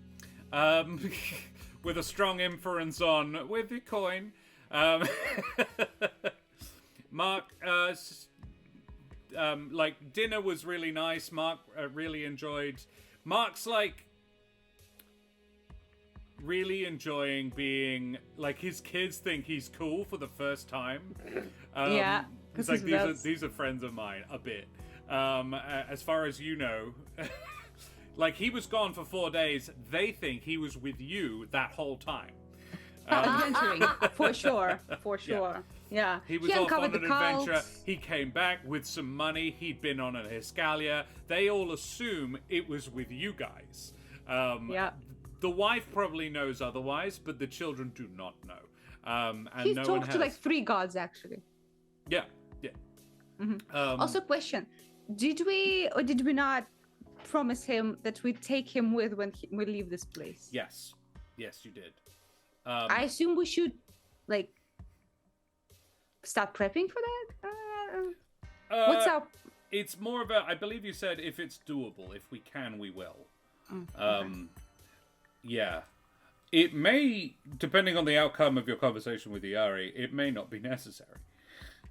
True. But you can always throw the option to him if he wants to. It's really just at the moment. If somebody was the person saying, don't let them leave, it was probably Iari. Is certainly your vibe. So you head back. Do you do anything else before you go, or you head back up to the Shadowmort estate?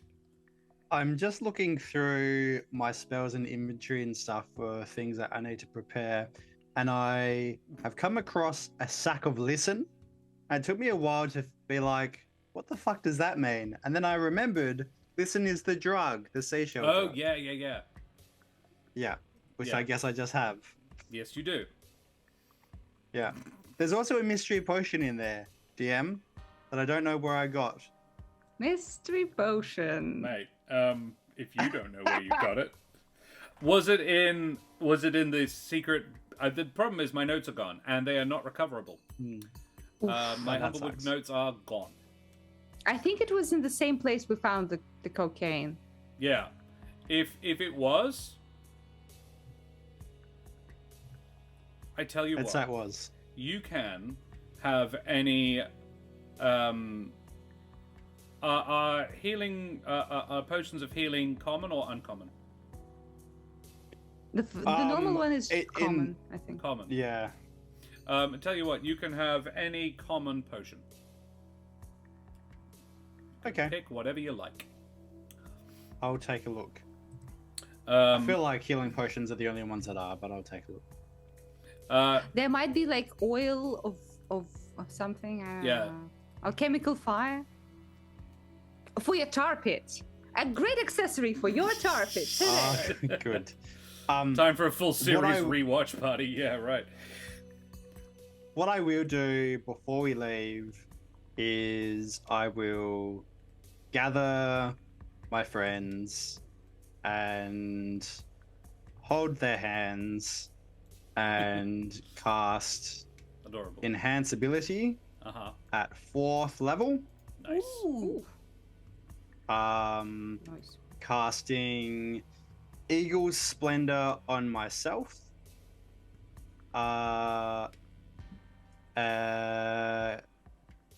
Where's the Fox's Cunning on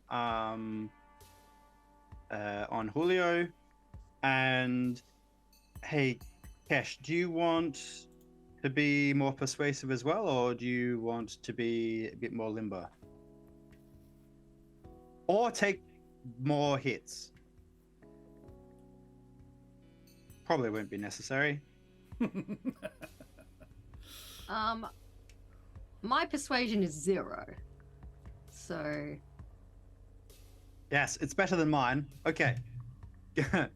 Eagle Splendor on Kesh as well. Okay. so what does that give me in Dex?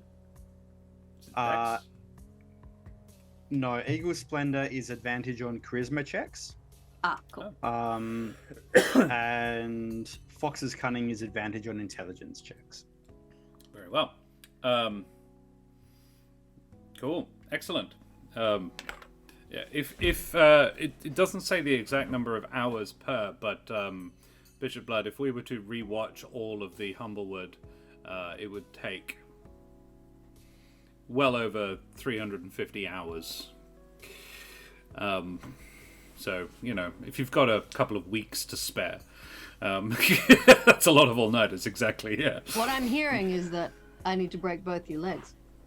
Oh, God. That sounds like, this- oh god, not again. Not a Not second again. time. Please, not again. All right. Is everything So- okay at home, Josh? We This could will last not- for 1 hour.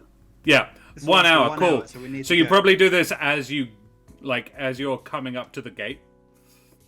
Yeah. Cool. And you're planning on going in through the front gate this time? Yes. Yes. Splendid. I would know how one goes about getting. Yeah, like, are there? I assume there are people stationed at the gate that we would ask for an audience for. Yeah, there is.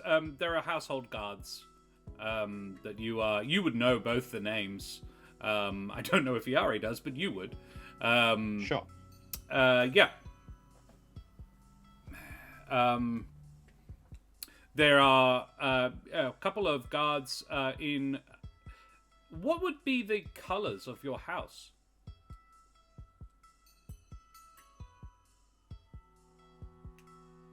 Blue. Mm-hmm. I want to say purple, but that's just because I like purple. So maybe black. Yeah, blue and black. Cool. Yeah, there are a couple of guards, a Gallus and a Strig, in blue and black. It's breastplates with blue and black surplices. So it would be blue lined with black, I think. Yeah, both are armed with swords and both react with a degree of surprise when you arrive, Ereq. There is a lady, one of them, a woman named Clara, says, Master Shadowmalt? Sorry, is it Master Shadowmalt? Ereq is fine for now. Sure. Surprised to see you back. Good to have you back, sir. Should I tell your mother or grandmother that you're here? Yes, please. I am accompanied by Julio Switchgear and Major Kesh Glitterweave, and we would like to request an audience with my grandmother. Very well. I'll let her know. Quick question: what would be the correct way to address Granny? Matriarch would be the title. Right. That's badass. It's not a... Nobility isn't really a thing. So she's not a lady. I mean, she would definitely qualify if nobility was a thing. Probably Baroness, actually, at least. But she's not. It is something that has definitely been, considered and discarded as an idea. In the faux egalitarian Humblewood, nobility is not a thing. It totally is. Dame, she would favor matriarch. For her, the fact that she is the matriarch of the Shadow Malts is the most important element of her personality. So yeah, if you're wanting to do her honor, call her matriarch. She would like that. Probably matriarch Shadow Malt. She is not currently councilwoman, so don't do that. Very well. Yeah. She goes, leaving you with the man, John. His name is, and returns shortly afterwards with a loomer called Horace, who Ereq knows. He is the major domo of the Shadow Malt house, and Horace comes along and says, "Master Ereq, good to see you again, sir. Your grandmother is in the temple. I can lead if you like, or you can just head on over. I believe she'd be very happy to talk to you. We've missed you. Fantastic. We have missed you here." Thank you. It is very good to see you too, Horace. She's just getting ready to leave, can... actually. You just managed to catch her in time. Yes. How convenient. How fortuitous. I think the three of us can see ourselves over, if that's okay. We don't want to be too much trouble. Splendid, splendid. Well, yes, I believe she knows you're on the property. Fantastic. Your lady mother would probably appreciate a call as well. It's good to have you back with us, boy. He wouldn't say boy. He was a young man. You've known him your entire life. He wasn't the head butler when you were born. He would have taken over the title about mid-childhood, though. And he has been sort of your not Granny's right-hand man, but you would know, given the way he's talking to you, it's probably a fair assumption he doesn't know, and if he doesn't, nobody else does, that you are not in favor. Interesting. Yeah. So you head on over to the temple, and I think we will take a short little breaklet there, everybody, so we can whiff-wesh ourselves and come back to the second half. Young Master Shadow Malt. Yes. This guy should be a toucan. This should be Zazu. I'll allow it. Yeah, sure. He's a loomer, but yes, why not? He has a very large yellow beak and blue plumage that goes very nicely with his formal blue and black robes. A Sita loomer, probably. Yeah, a toucan would probably be a loomer. Yeah. I can't think of anything else. I would have said maybe a raptor. Like parroty. I think parrots are raptors. Yeah. There we go. Humblewood 2 would feature Sita loomers. Yeah. Cool. Alrighty. Well, we'll be back very shortly, guys. Just take a minute to unhydrate, rehydrate, dehydrate, and we shall be right back, guys. See you soon. Bye, everybody. Bye-bye.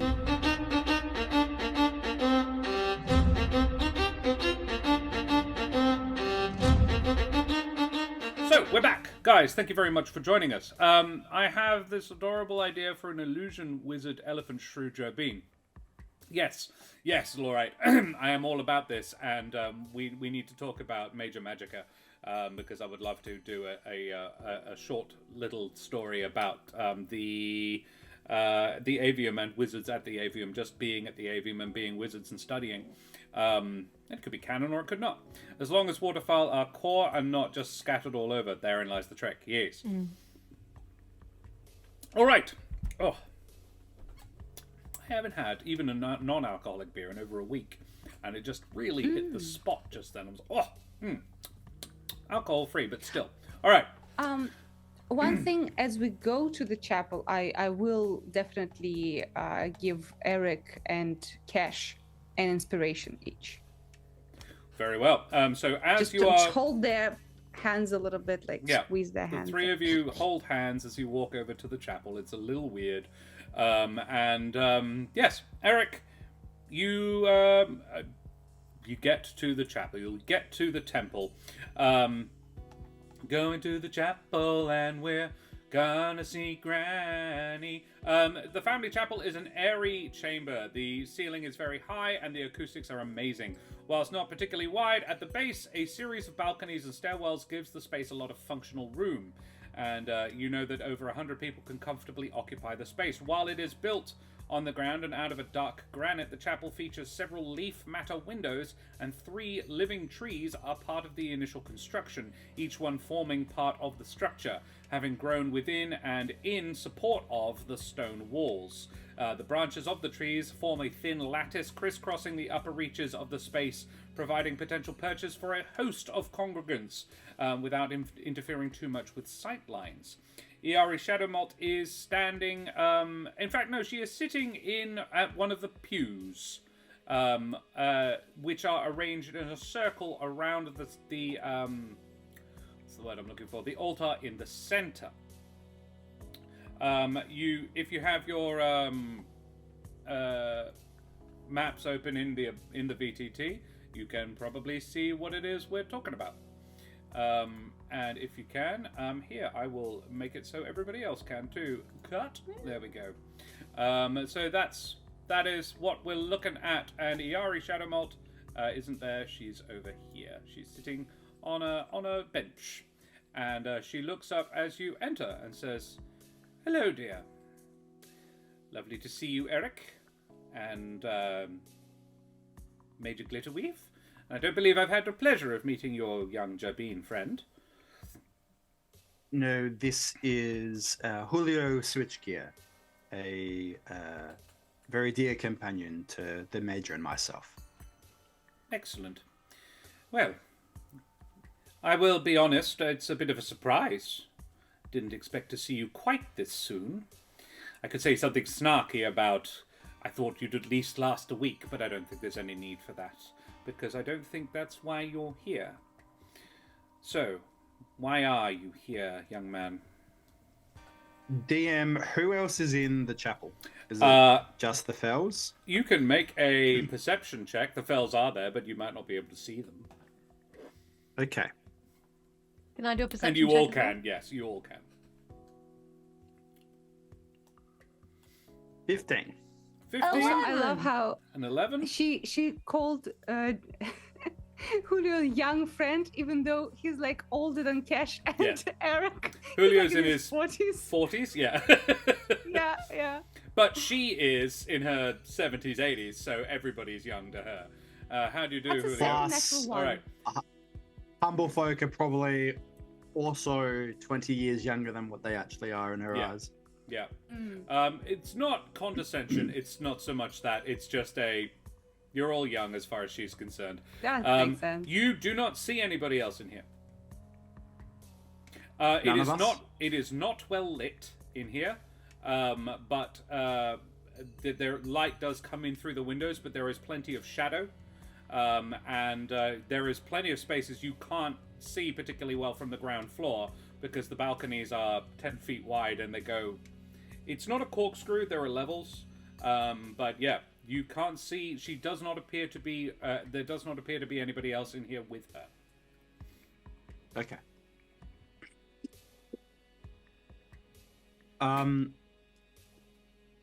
No, that's not the reason why we're here.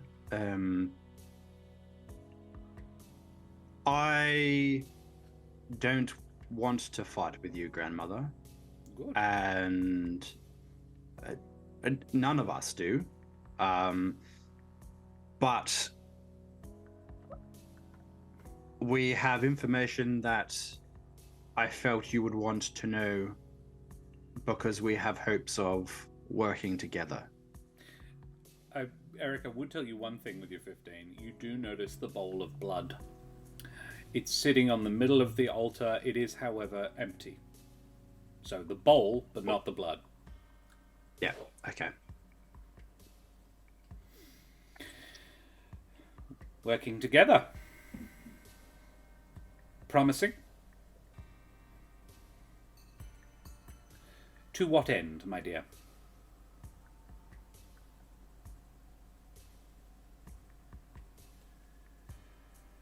It shouldn't be a surprise to you that our views on the relations of humble folk and bird folk don't quite match, but this is about more than that. We met the Amaranthine who was masquerading as Titon.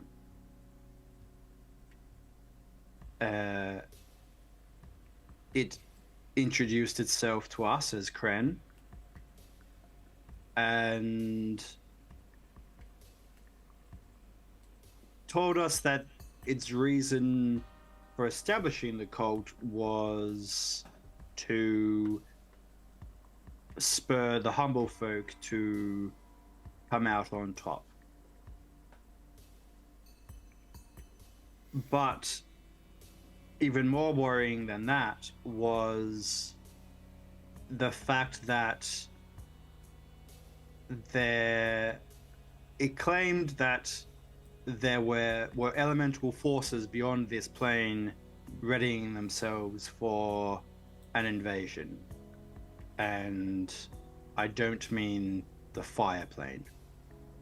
I think that was just a preview of what's to come. You have me at a disadvantage, boy. I am aware of some of this, but not all of it.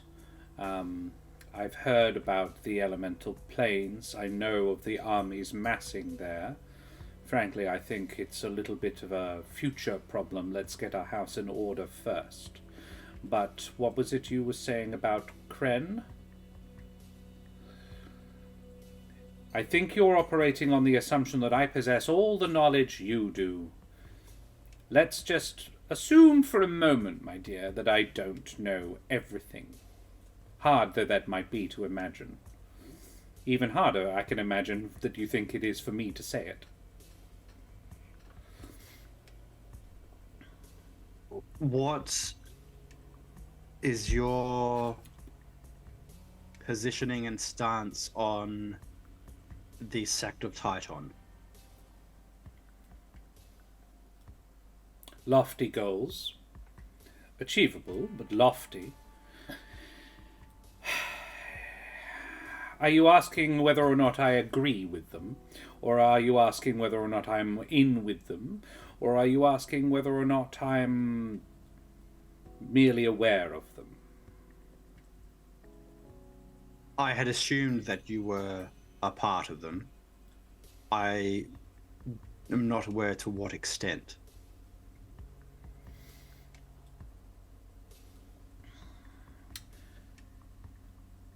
This is Josh is trying to decide how honest she's going to be with you in this moment. Well, what if I make a persuasion roll? Maybe you make a persuasion roll. I don't know. Maybe you roll some dice. We'll find out. And I will do it with advantage. Stack the deck. And I need to give Karen that inspiration. There you go. 13. That's not all. That's not all. Yeah. You also have... Because you charisma, have because 15. Julio is sitting there. You Yeah. have 15 and you have an inspiration if you want to use it. Yes, I will use... I wouldn't... I will hold on to the inspiration in case there's something else, but I will boost it to 15. Yeah, 15 is pretty good. Yeah. 15, she says...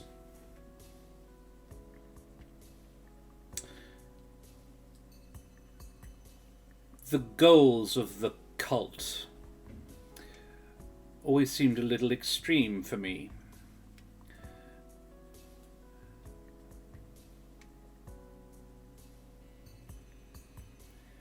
Ereq, whatever you might want to think about me, I don't actually dislike humble folk, nor do I think they are a lesser order of being. It's more about family.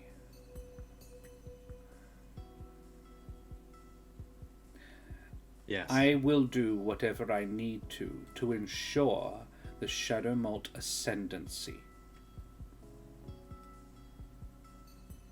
Does that phrase mean anything to me? No. As in, the Shadowmalt ascendancy isn't some dark occult within the cult.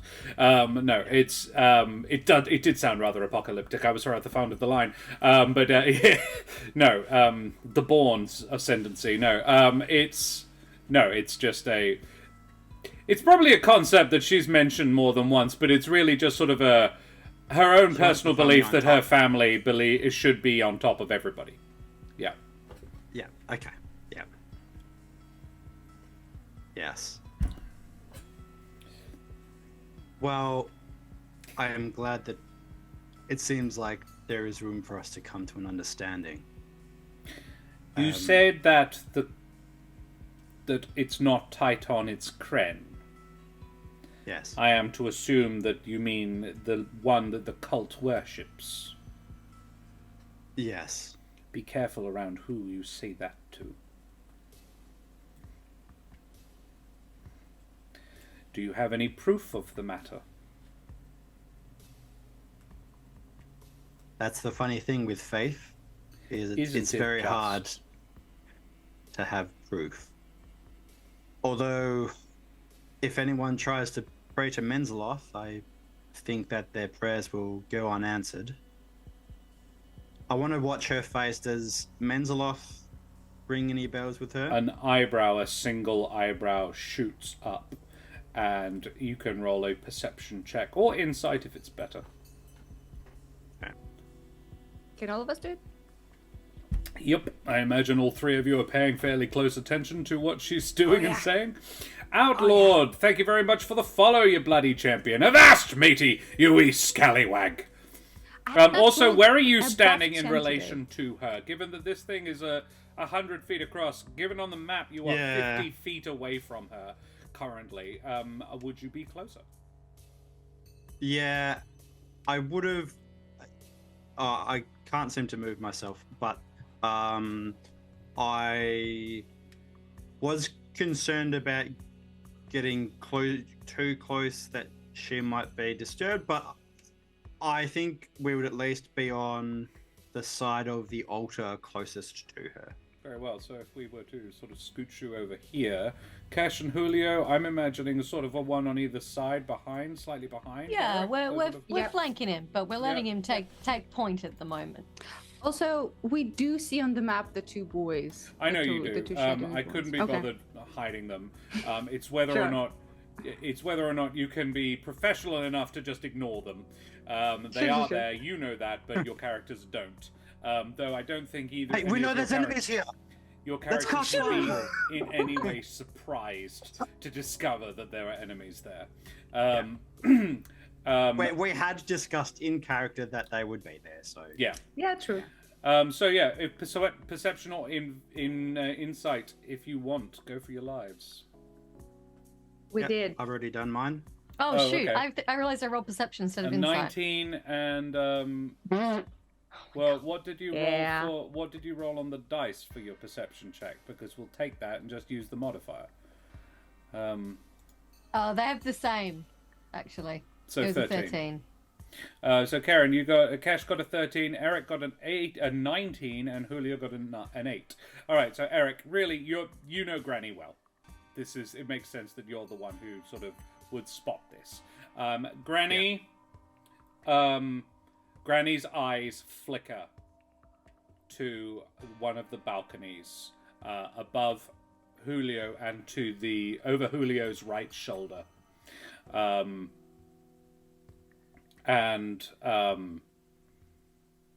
Yes, she says, "Oh yes.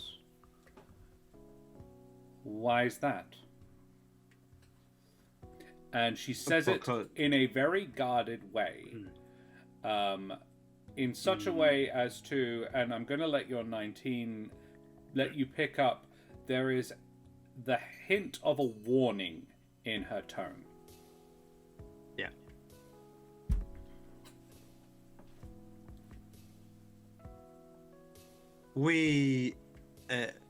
Kren seemed displeased with Menzoloth's service. The fact that Menzoloth had dedicated itself to what it thought was a different Amaranthine, Kren expressed displeasure at this. I see.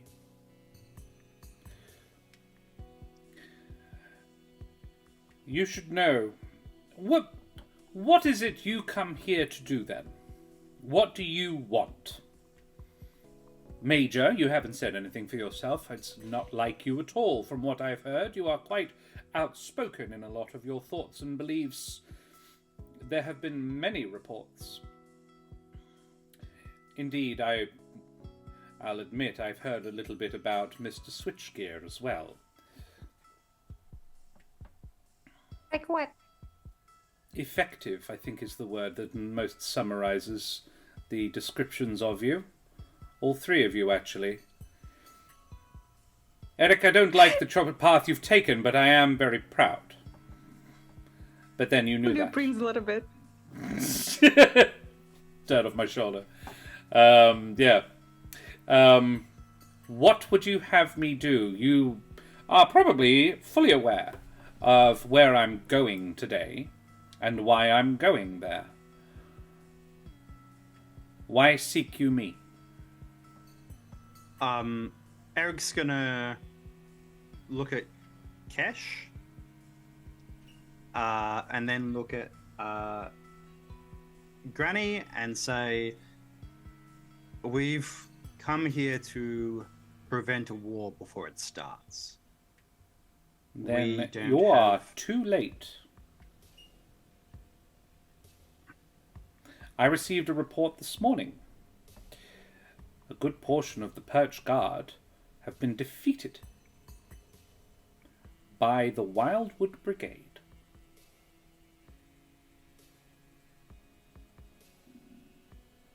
Then let's allow that to be the last of the conflicts. In the Older Heart?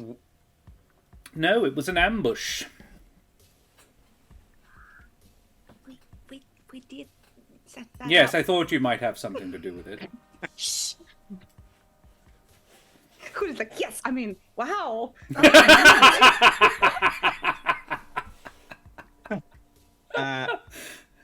I imagine you may be aware that the Visca Sobel, no, Sobel? No, Sobel. Which ones are you talking about?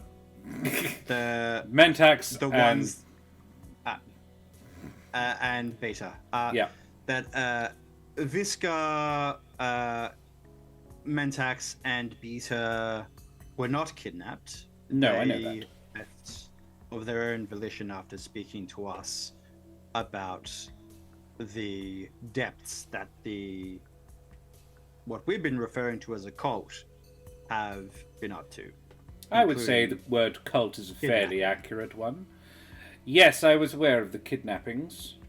Yes. How did you convince... No, not Larima. Visca? Visca. I had thought he was rather... Loyal's the wrong word, but on board. We made him question their methods. I see. What methods are you referring to? The aforementioned kidnapping. Oh, that was enough to sway him, was it? Kidnapping. Gosh. The other option was kill them. Yes. I suppose we were convincing. I suppose you were. Well done. Well, yes, I knew that they have decided to go a different path. Beta doesn't surprise me. Mentax not so much either. Visca, I had hoped. But it leaves 3 seats on the council, which is fine by me. I think that it is in everyone's best interest if the forces assembling in the Crest and the forces assembled in the Older Heart were to make some kind of peace with each other so that we can stand firm against any other attacks. You're probably not wrong. So what do you want me to do? We can establish a line of communication from you to the members of the council in the Crest to allow you to broker peace between the 2 factions.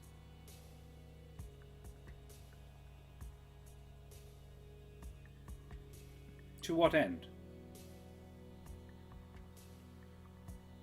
How do you see in your ideal dreamy dreams this resolving itself? The 5 members of the council reuniting, and they're not going to let us.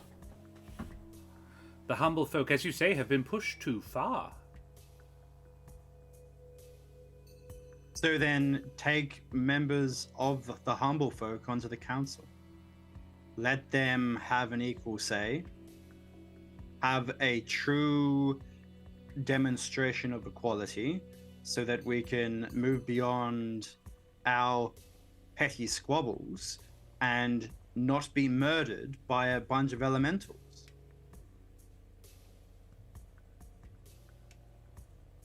It's a lovely idea. And how do I achieve this? Well, you are one of the most respected people on the entire continent, grandmother. Flattery will get you everywhere, my boy. If you were to commit to trying to establish peace, then you would have the backing of the 3 of us and all of our varied allies. And I currently have the backing of the cult, as you call it, and I only have the backing of the cult if I progress their goals. As soon as I go against it, then I go against the cult. Their goals are not yours. They're not really mine either, but they work for my ends as far as it matters.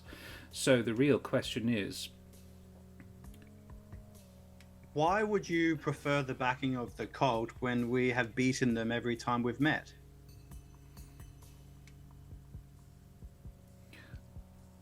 Let Josh think about that one.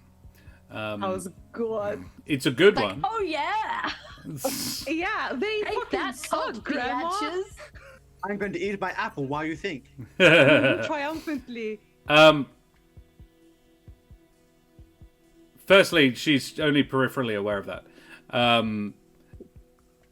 And secondly, she says, it's not about that.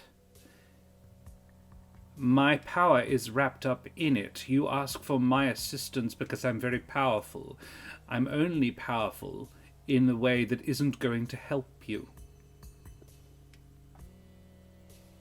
To the best of their knowledge. I'm sorry, Matriarch. I'm just saying, you're very smart and very cunning. I'm sure you know what a double agent is. Yes. So you're proposing I get myself elected. Choco Milk, thank you very much for the follow, you bloody champion. Avast, matey, you wee scallywag. You're proposing that I get myself elected, only to immediately hand it over to some humble folk. No. You get elected and you clean up their mess, helping them figure out the mess that they are in, and saying, okay, I have a chance to persuade the 3 council members outside to come back. We can fix this. At which point there will be 6, actually, there'll be 8 council members, and you're wanting to put some more humble folk as well. Yes? Is that bad? There are 5 seats, my dear. You can make There more are seats. 5 That's seats furniture. now. So you're proposing adding more seats to the council. A fairly radical overhaul to the system. I'm sure not the most radical overhaul that we will be proposing. I know a carpenter. The alternative is that some of the existing council members could be persuaded to retire. Take the L, as it were.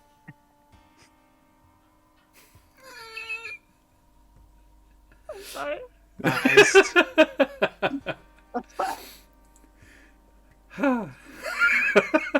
I just Someone wish join- that we could see the look on Granny's face when Julio's just like, take the L, as it were. Join us for It's the trying big its best, dub. okay? Amethyst Wow. Snowther, thanks for joining us, mate. Can you make me a persuasion check, please? Who, Julio? Oh, I think it's you doing it, dude. Okay. Yeah. I wasn't sure if it was about the L or not. Yeah. Oh, the L. The L was the most greatest argument we've had there, for sure. It's like, how did you persuade her? Well, we used the phrase, take the L. Oh, Okay. dude. Oh, rough. Can I add my inspiration to reroll? that a You can thing? have one more dice. Okay. Please. Not any better. So you are adding a +2 because Julio is standing near you. Yeah. So that gives me a Have a 10, D6. and I'm gonna roll the d6. Yeah. Please.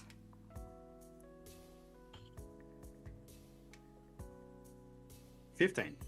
Okay. Okay.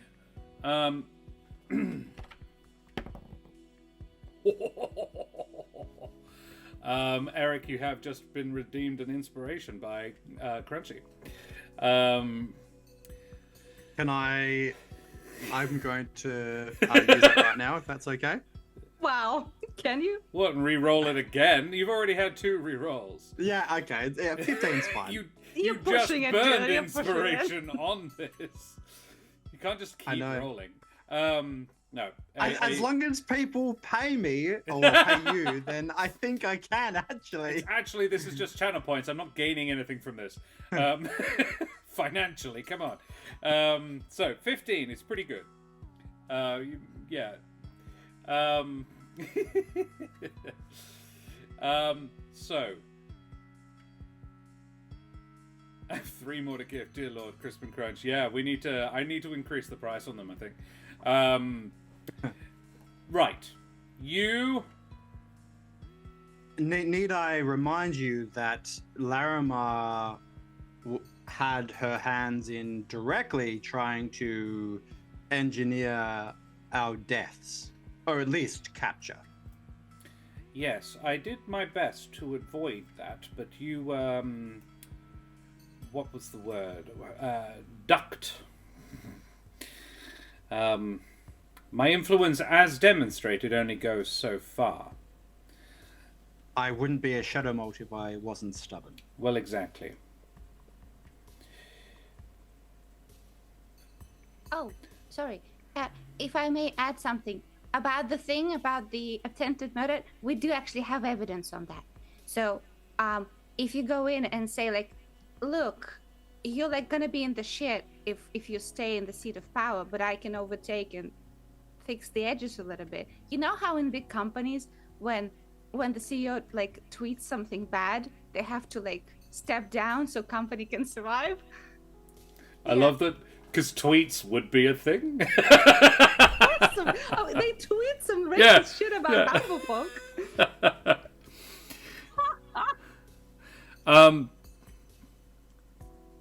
She says, so now you're suggesting I take over from Sobel. He is not going to have that. Without wanting to go into too much detail, the cult is very... It is organized in cells. Sobel is in charge of one, Larimar another, I a third. There are... Well, actually, I don't know quite how many there are. I suspect at least a dozen. I have broadly control of mine. The ones that work directly for me, but it's... I suspect whatever you imagine it to be, it's not. There are no hundreds of uniformed cultists ready to leap to my bidding. I am but one old Corvum, with a lot of influence, and I can write a lot of letters.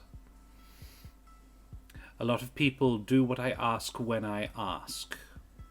It's that sort of thing, and a lot of them have bought in quite strongly to this idea that the bird folk should be on top, as it were. I don't think it's about race. I think it's about breeding. How is that any different? I don't believe what you are born to be is all that you can be, my dear. You yourself are a perfect demonstration of it. Born to, with the greatest respect to your parents, nothing overly special. But look how far you've risen. Ability over birth. I am a firm believer of it. And that's why I sponsor it in those that are born to me. I ensure that they deserve what they get.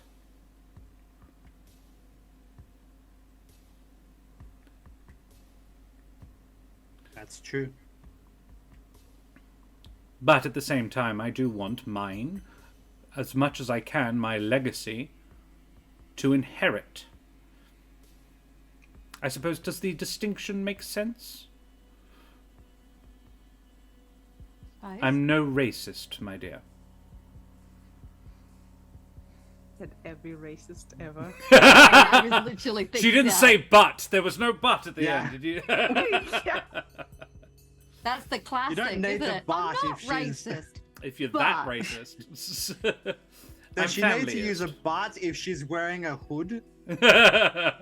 She's not. She's not. She says, however, I am one of the less devout, and it is well known within the cult my reasons for being a part of it. There are few who your arguments will convince, and you'll want to keep your comments about Menzoloth very quiet. Well, that's the reason And why. Ereq, in your head, I- you hear the words, even in this room. That's the reason why I insisted that we come to speak to you. I know you to be the most reasonable member of this cult that we could have spoken to. That exists. And I know that, above all, you want what is best for your family. And Speaking of which, your mother, I'm Yes. sure you've heard, is not well. What you may not be aware of is that recovery is unlikely.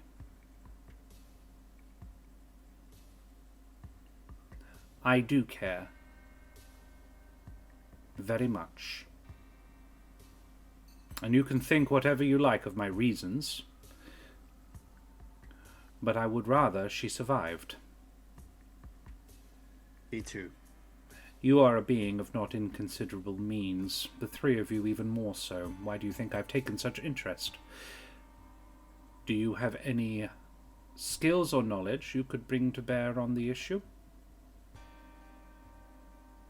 Yes. Julio here has communed on more than one occasion with the older heart, which you may know is a very powerful life elemental. She reclines and observes Julio for what would seem to be... looks at you, like, actually looks at you, studies you for the first time. Like, she's been aware of you, she's looked at you before, but this time she's like, alright, let's have a good old look here then. Julio, you may be aware that most Corvum have the capacity to assess value with a look. She is doing that to you right now. And an eye feather goes up. And says, well then, my informants were nowhere near as good as I pay them to be. Interesting. What bearing does that have to do? I'm sorry, you must excuse an old bird. I'm not keeping up. Well, Matriarch, Aldehart is very powerful, and it has a will of its own, and it does not like what is happening in its branches. I believe, the reason Aldehart entrusted me with this power and, makes its will known now is because we have a good, fair chance of leaving the distinctions of Humblewood and Birdfolk and all the segregation behind. Because we'll have to survive in the future. And I think that if we pool our powers together, like we did successfully with Ereq, we can really make a difference. And I'm not as naive as to say everything will be beautiful and no conflicts will ever arise. However, the road that is currently being paved by the cult will not lead to birds staying in power. And the amount of blood even your clan will lose throughout this will not be insignificant. I can do my utmost to help your daughter. We will venture to the elemental plane of life to get what she needs to survive. And in return for that, we need to restore the balance. You're saying that the cult believes what they believe and they will not be moved by your words alone. However, they don't have to know everything we know, but they also want to live, don't they? And I'm afraid that Aldehart, even if they do win, will not stand for it.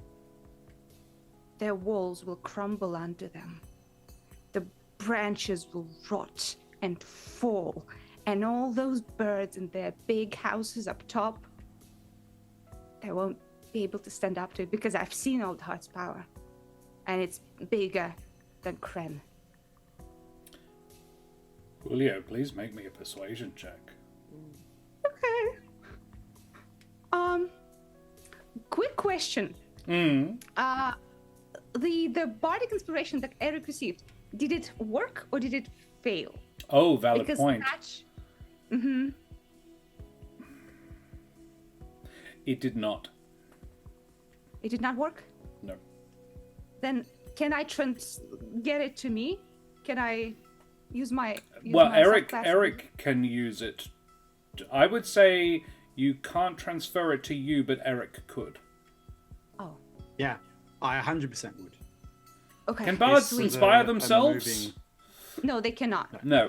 I would say that because it's a homebrew thing, so we did not specify. Either you or he can do it. I believe we did specify that, but you cannot transfer it to you. He, however, could. So yes, you can inspire yourself with Ereq's inspiration. Yes. Okay, sweet. Okay, let's do it. I do have advantage if I need it, but Yeah. I'm just gonna roll once and see how that looks.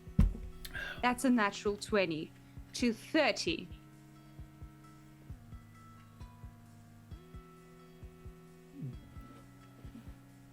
I'm Oh. Repo!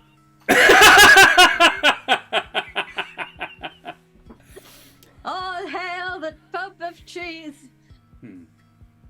Yeah, she studies you. You have her undivided attention, and she goes, you make a compelling point. And you, Major, what do you have to say? Anything to add?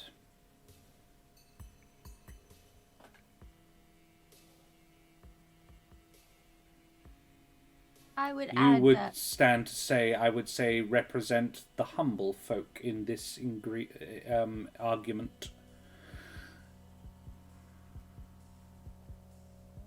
You know that if your side were to win, you would probably stand to have a seat on the council your own self if it's something you cared about.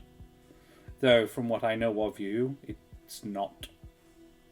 it's not my goal, no.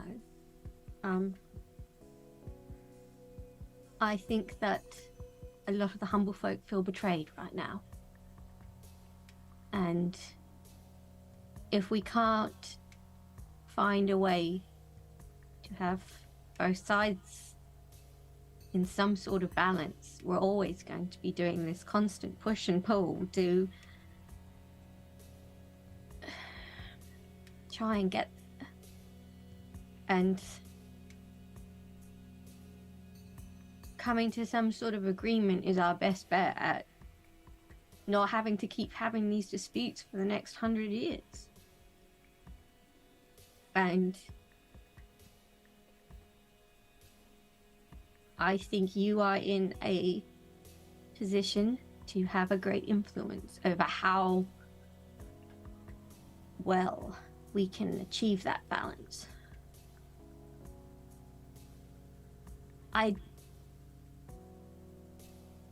I don't want to kick all the bird folk out of the council and replace them with humble folk. I want to make room enough for everybody. A laudable goal. Grandmother, do you want my children and my grandchildren and my great-grandchildren to continue to be embroiled in this conflict? No. Of course not. But I believe things have gone far as they can. And I don't think even I could stop them now.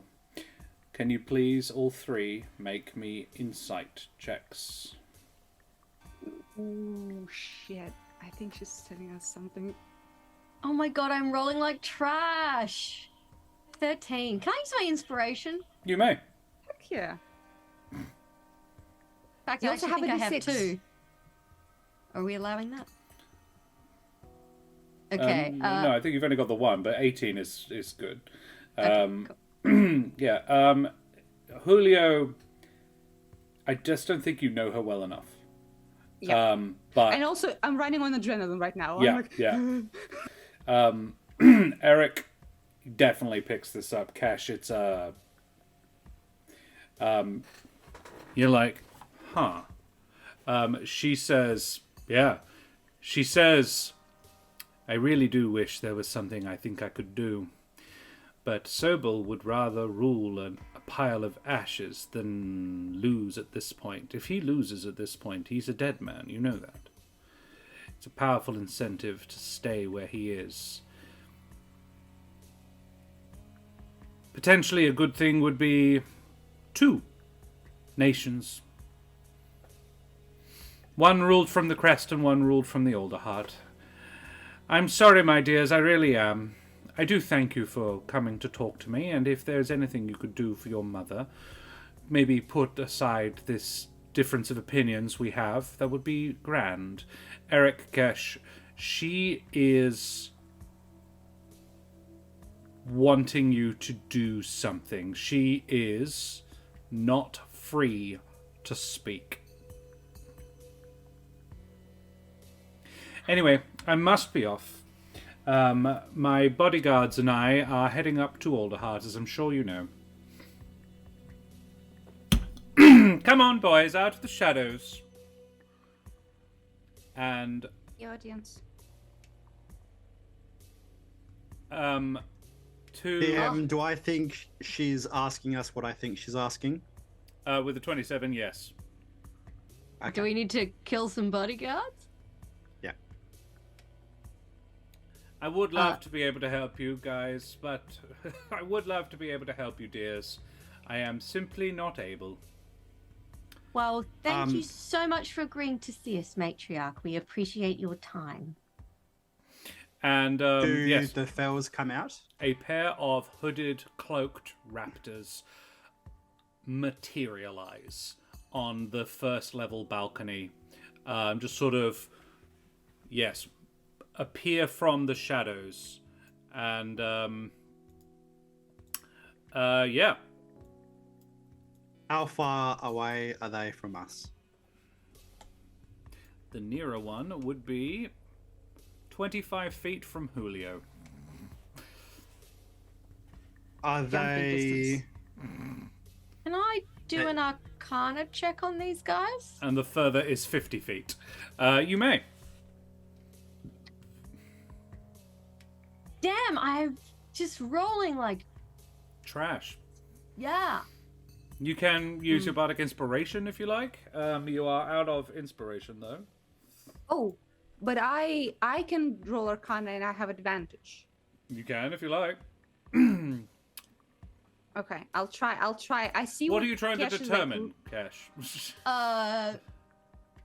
Basically, I'm trying to work out what they are. Like, are these guys in disguise? Are they magical copies of Fel? Like, because I detected undead earlier. Are these the undead guys? I'm assuming Crispin Crunch just bought Karen another inspiration.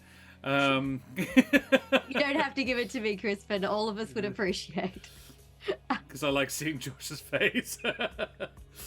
I also love your suggestion that Sobol needs to meet a flat surface at high velocity. Yeah, It's that's like, very good. look, we might have to abandon our pacifist approach and just push him out of the tree sometime. Yeah. Yes. A 19, Julio. These two, you get strong, given your attunement to a life elemental, you are getting strong anti-that. Strong, the opposite vibes off them. Your cloak feels on the verge of withering near them. The trees that are growing around them seem to shun them. The leaves don't... It's like with the runes. When you see them, they don't move, but they look like they move. These branches don't move away from them, but the world seems to just sort of get, I'm just going to say as far away as I can without actually physically moving from that thing. That is the way the world seems to interact with them. Noteworthily, they look... You've seen a Fel before. These are different. Not visibly. There is just a nastier, more unhealthy vibe around them. Marinated Fel. Yeah. These are darker, more... I think actually the word would be unclean.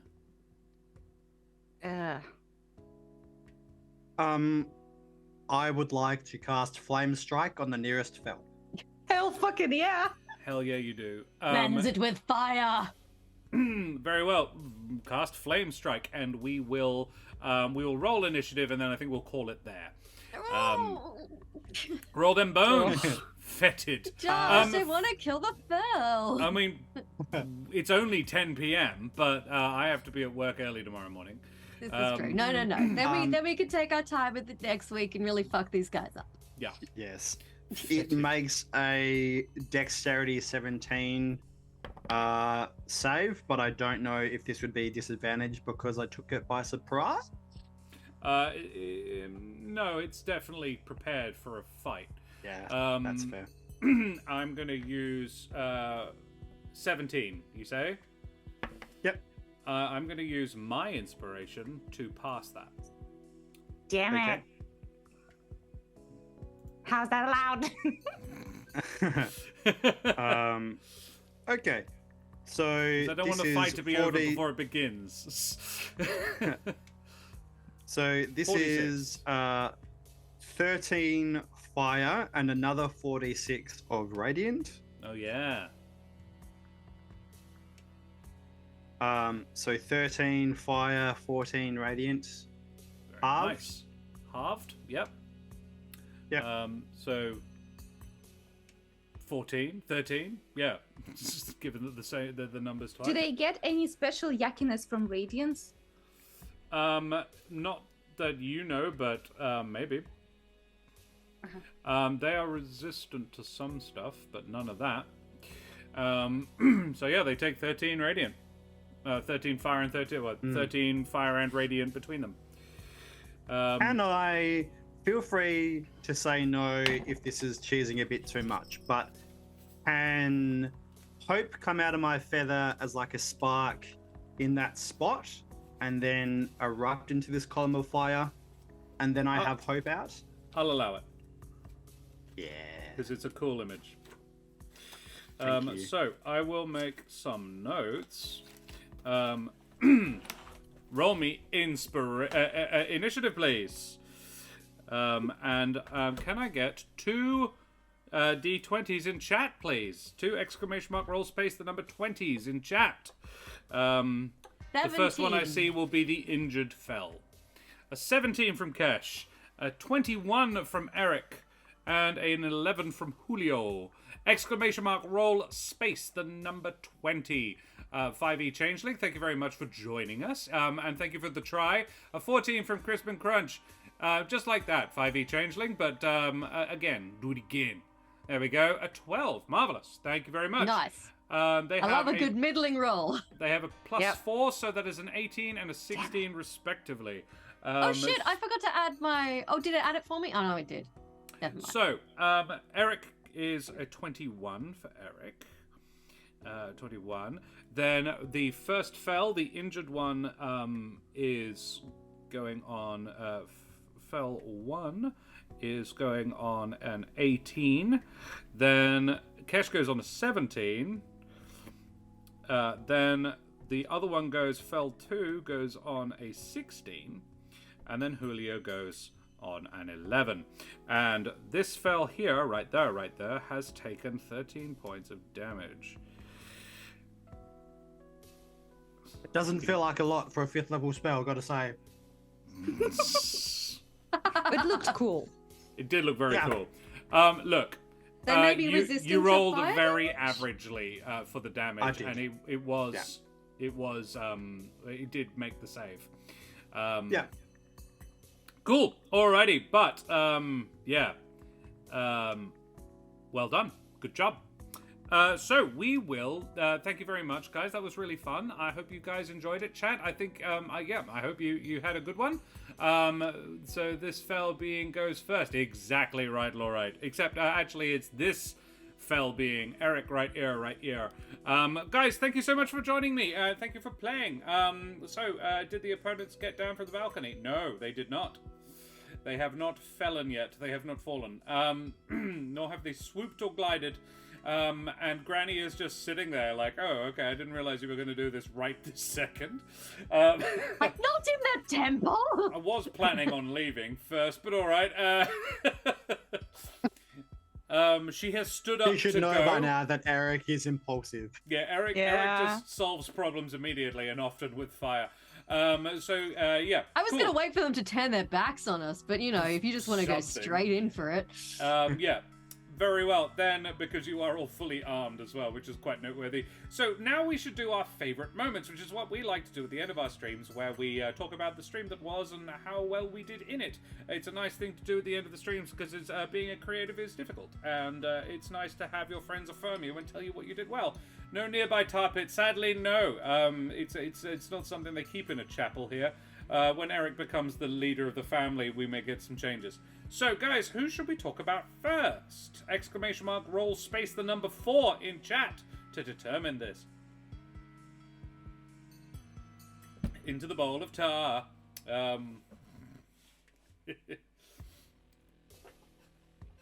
And chat, we would love to hear your favorite moments as well too. First up, Julio, which I think is very appropriate. I can talk about Daria all freaking day today. This one was very, very good. Daria was on fire tonight. Yeah. Oh yeah. That 30 as well. Oof. Yeah. It's a good use of enhanceability. Julio's intense speech was what I was going to say, Bishop Blood. Absolutely. Yeah. The real emotion in your voice. That was some really solid... and I don't want to out Daria as not a 100% trained actor like the other three, but... 0% trained actor. But for all that, that was some stunning acting. That was some really good acting there, Daria. I really like it. That was some proper tingles up my spine I got there. That was very nicely done. Karen? Brandon? I'll jump in then. Oh, Karen, do you want to go? There was some absolute doozy quotes from Julio today, from like accidentally putting his foot in his mouth about the not poisoned hash browns. To your like, oh god, I don't think I wrote the other one down. There was another good one. But the other one I wrote down was take the L, as it were. Yeah. Crisp and Crunch actually has pointed out my other favorite Dario moment that I was going to say later. Hell yeah! I mean, oh really? It was very funny. Yeah, the speech was surprisingly passionate, but since that's already been taken, the little chat with Julio and Ereq about Julio's anxiety was nice. That felt like a nice little scene. Yeah, I didn't say that because I had a feeling you would, and I was just like, you deserve to get to say that one because very much so. Daria, favorite self moment? I mean, I have to mention the crazy rolls whenever I act like Tree Pope. Like it is out of realms of plausibility at this point. Which the power of all the heart compels you. I mean, if you average out your rolls throughout the game, you get some very middling results because you had a couple of nat ones as well. It was a bit all over the place, but yeah, you get them when you need them. Julio is unusually reliable. Yeah, I rolled 2 1s, a 4, and a 3, and then a natural 20 when it really mattered. So that's very good. And honestly, I just like how Julio kind of balances his like very doofus and anxious kind of personality with the like real raw belief and power that comes through his connection. Because I think I mentioned before, I'm personally not at all religious, but it's interesting to play the character who has like really strong belief that manifested like later in life, and it gives like a certain power and resource that he never had before this, which is I think it's a powerful way to play a bard, because usually we think religion clerics, but that like strong belief and being able to compel people through your thoughts and words, that's very bard. I like it. I'm very happy with the way our build of the College of the Canopy is working as well. It feels like it works really well for what we wanted for Julio. As Bishop Blood says, Deus Ex Arbor. Yes, the God in the tree. God in the tree. Oh, I love that. I feel like Julio is the televangelist of clerics. Yeah, exactly that. I particularly liked the line about, and all those birds in their fancy houses, those trees, those branches are going to wither and fall underneath them. I was just like, wow, this became a threat. Like that was cool. That was shake you from your branches of privilege. That was the spine tingle moment. That was very, very good. Alrighty, well, splendid, guys. We need an exclamation mark roll space 3 now. If we have said born again hippie. We get another 2 that looks like Cash. Favorite Cash moments. Oh my god. I really enjoyed, well, okay, obviously the moment of her being like the balance and saying like, look, there's place for everyone. We don't want to like oust everyone. We just need like a balance. That was good, but I also really liked how you scared Marjorie with your with your little pals. That was cute and creepy at the same time. Yeah, I think Kesha's presence during the conversation with Iari was really interesting because on at least one occasion she was prompted to speak and she just kind of refused or did very little, which I thought said a lot. And then when she did speak, she was right to the point, and I think her previous silence gave her more power. I'm glad you liked that because I was just like, I kind of wanted to let Ereq do the talking. Yeah. And I was just like, I don't want to. Kesh was trying to avoid taking over the conversation. So yeah, I kind of just let it unfold, and I'm like, I'll talk when it's appropriate. There was a point where it felt like it was appropriate for you to say something, or grandmother had like asked something of you, and you weren't talking, and Ereq looked at Cash and was like, okay, I can answer this instead. And that felt like that was a nice moment. I really liked Bishop Blood says loving the bug mummy arc. I'm actually interested in that you're leaning into it with your spell decisions, with the choices you're making for spells, and I think that's a really cool way to sort of make it make sense. Particularly given that this spell, I would point out that item does actually give you commune with animals I went and double checked because when I was thinking about the spells, I'm like, I think I actually have something that almost achieves this already. It's an interesting thing to see you doing. Felt like Cash strategically let Ereq do the talking because exactly, because he knows Granny.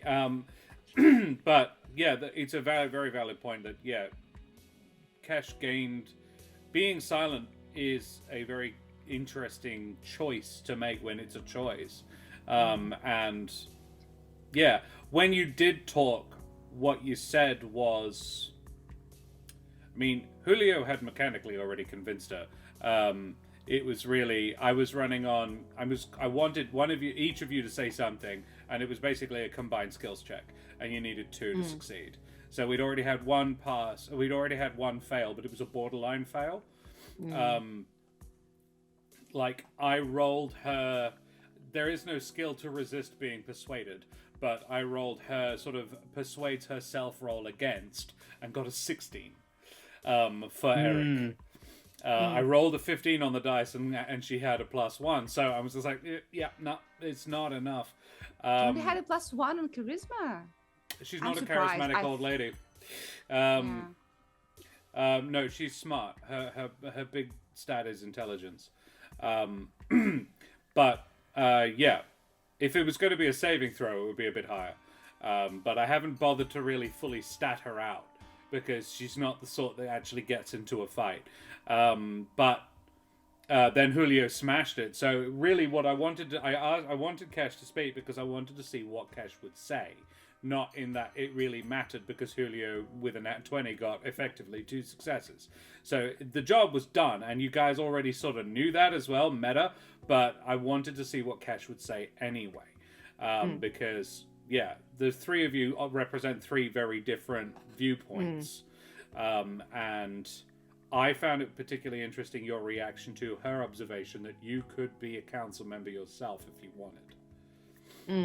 Because it had crossed Cash's mind at various points that if that's something she wanted, she could go for it and make a really strong case. But that's not what she wants. No, cool. Karen, favorite self? Oh gosh.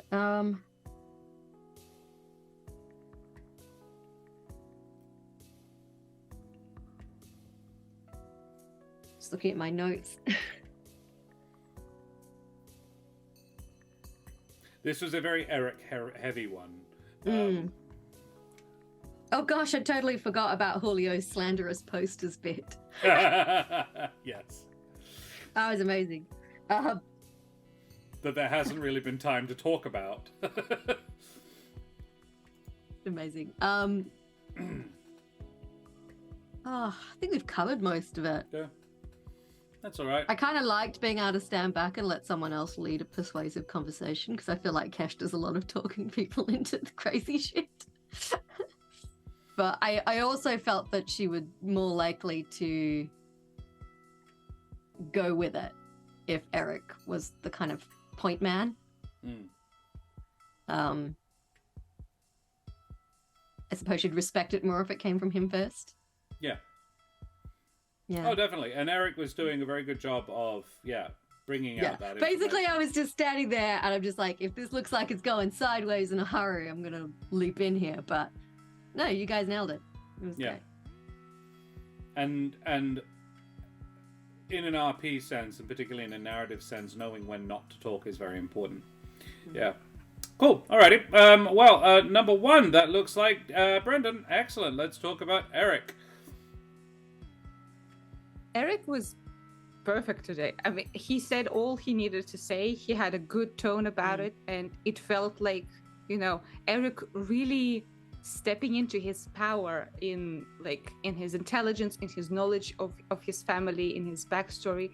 Because before there was a lot of bitterness connected to his family whenever we talk about it, and it seems like now he grew out of it and really became his own man, which is beautiful to see.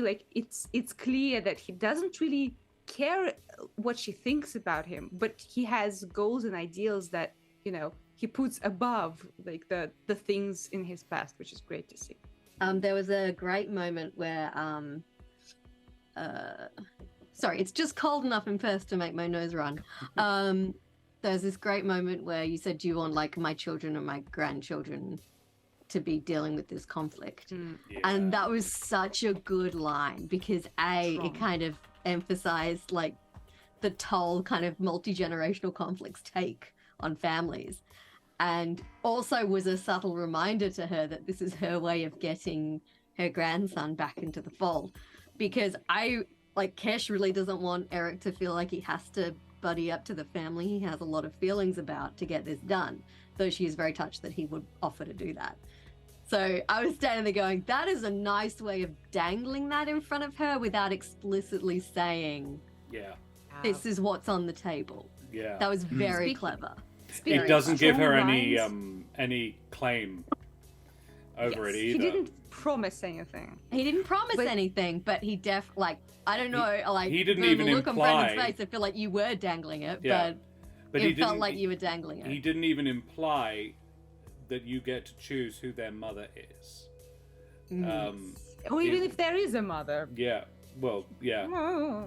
Adopt some random Corvan orphans. Ooh, that'd be strong. Also, Karen, you reminded me of another strong line from Ereq, where he's offhandedly mentions oh, well, you support the cult, but we kind of defeated them at every point. Oh, yeah. So, That was so sassy. It's a strong line, yeah. But you have done it. The vast majority of your work has been done on the quiet, even the cult doesn't know exactly what you guys have been doing, and it is playing 7 gold for 2 rooms for one night. Young noble moment. I was like, yeah, why 7? Because I had 427. 7, yeah. Oh I figured God. that. Yeah. I was just like, I hate small change. Can you break a 50? I hate small gold change. Yeah. I felt like 27 feels like it's taking the piss. I'll just Get rid of Let's go 7. with 7. Yeah, that'll do. I don't think Ereq even knows that silver and bronze exist. No. He always just operates in He gold. just throws gold around. I'll keep the change, everybody. Keep the Yeah, change. yeah. They're like, I hate change? primes. Okay. 27 isn't a prime. All right, splendid. Cool. I think my favorite Ereq moment was talking Julio down earlier, when Julio was being was getting that wonderful self-doubt. Yeah, Ereq was like, no, I'm not asleep. That was really cool. The resigned tone. Like, even if I was asleep, you've been pacing around the room for like an hour, so. And you're not wearing boots, so your little toe beans are tapping on the floor. Yeah, that was really cute. But yeah, Ereq was very strong in convincing Granny. I would say the only thing you baffled her a little bit. She was impressed by how much you knew that she didn't. And I think you came in assuming that she knew more than she did, which was actually kind of fun to watch. And I was just like, how can I say, as Granny, assume you're talking to somebody who doesn't know everything you do? In fact, don't assume, but I don't want to tell you that I don't. She would never, let you know that deliberately. Yeah. Yes. Bishop Blood's favorite Ereq moment was when Ereq portrayed Mark's family. They're great. Yes. Brendan, favorite self? Yeah, there was a lot of good stuff tonight. I really liked the conversation with Julio and Ereq because I feel like we have done the inverse of that before. So it was nice, and Ereq has done this for Kesh, but this is the first time that Ereq has gotten to do this for Julio. So that was nice. But yeah, I also am proud of that comment of why would you rather support the cult when we have beat them every single time?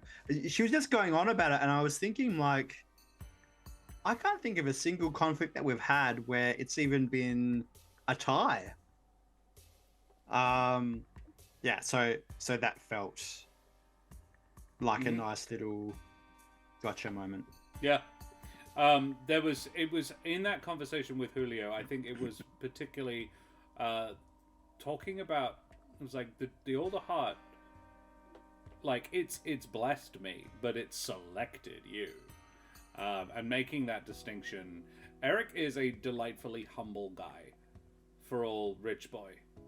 And you managed to thread the line really well between, yes, he is humble, but yes, he is also still privileged white kid.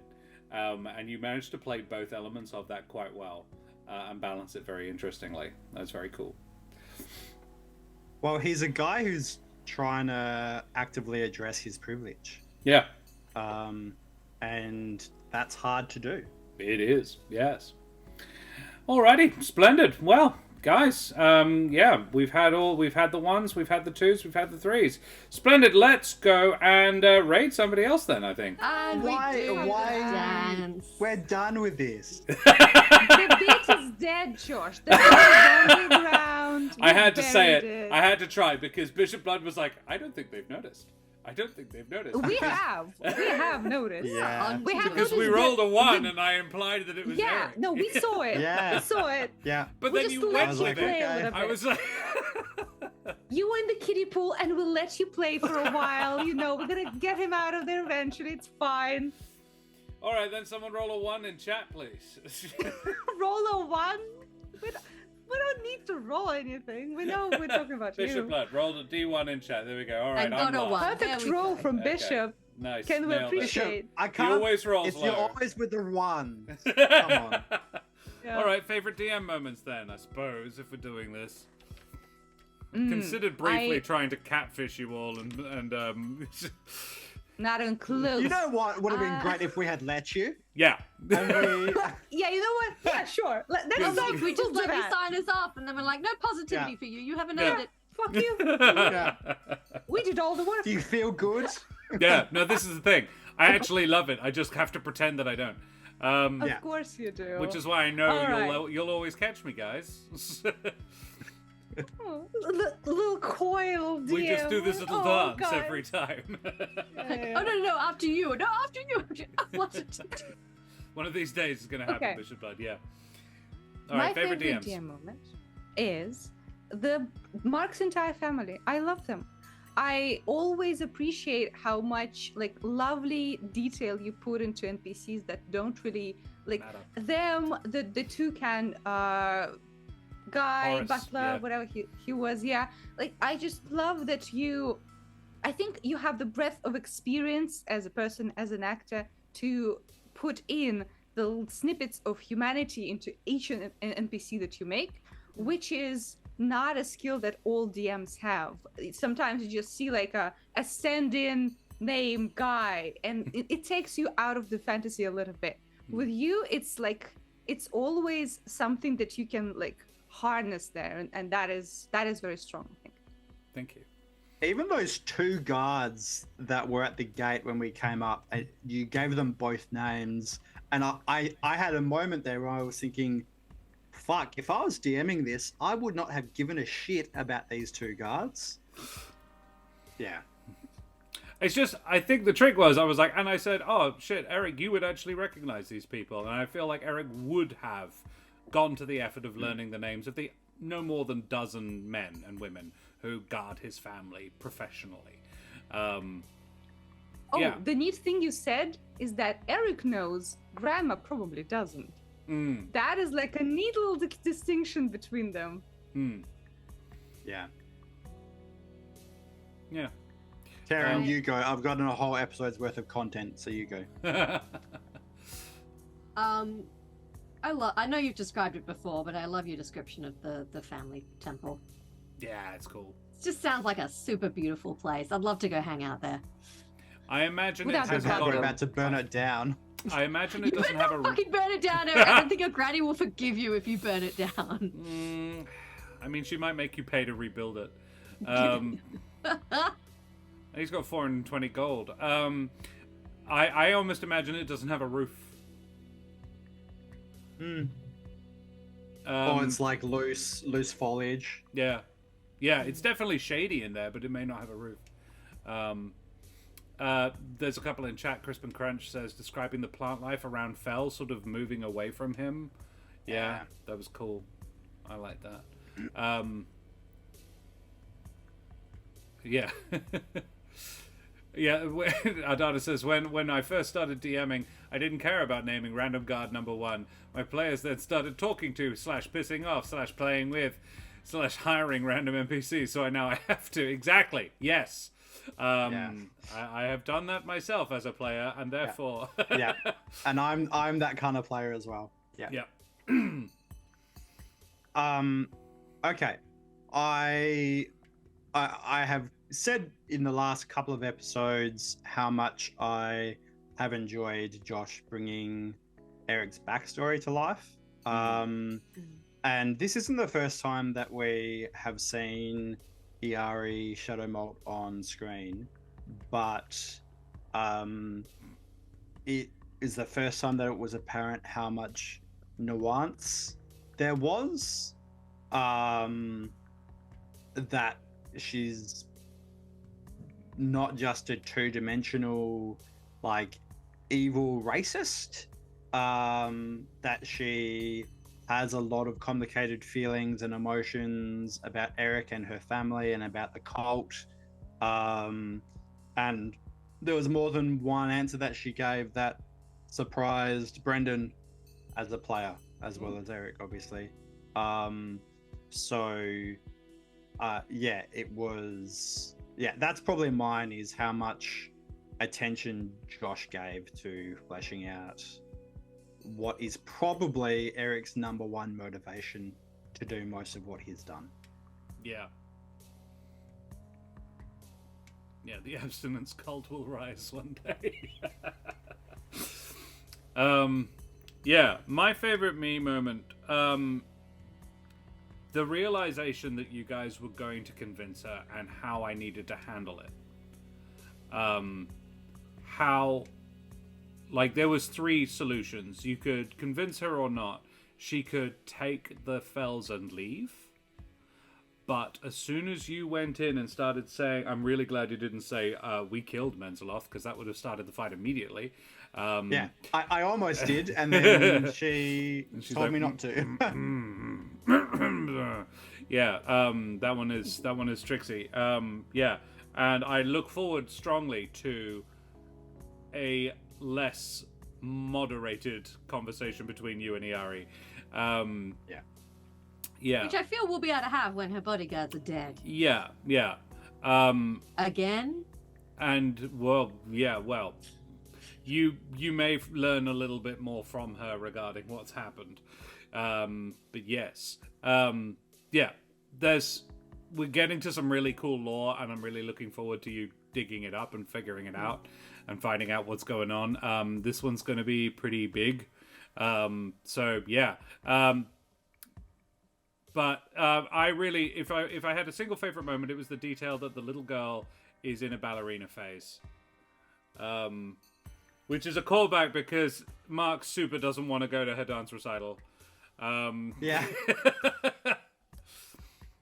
But he may not have to if you get them all to the crest. In like, about yes! 5 rounds. Yeah, in about 30 seconds.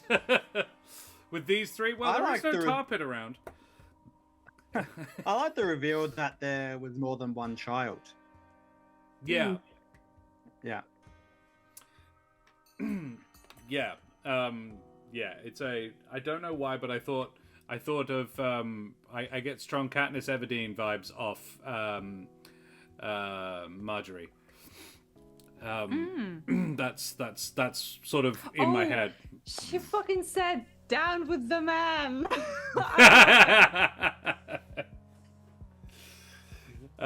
No prompting. Yes, She's that like, sweet child. yeah, hammering it like, oh yeah, down with the man.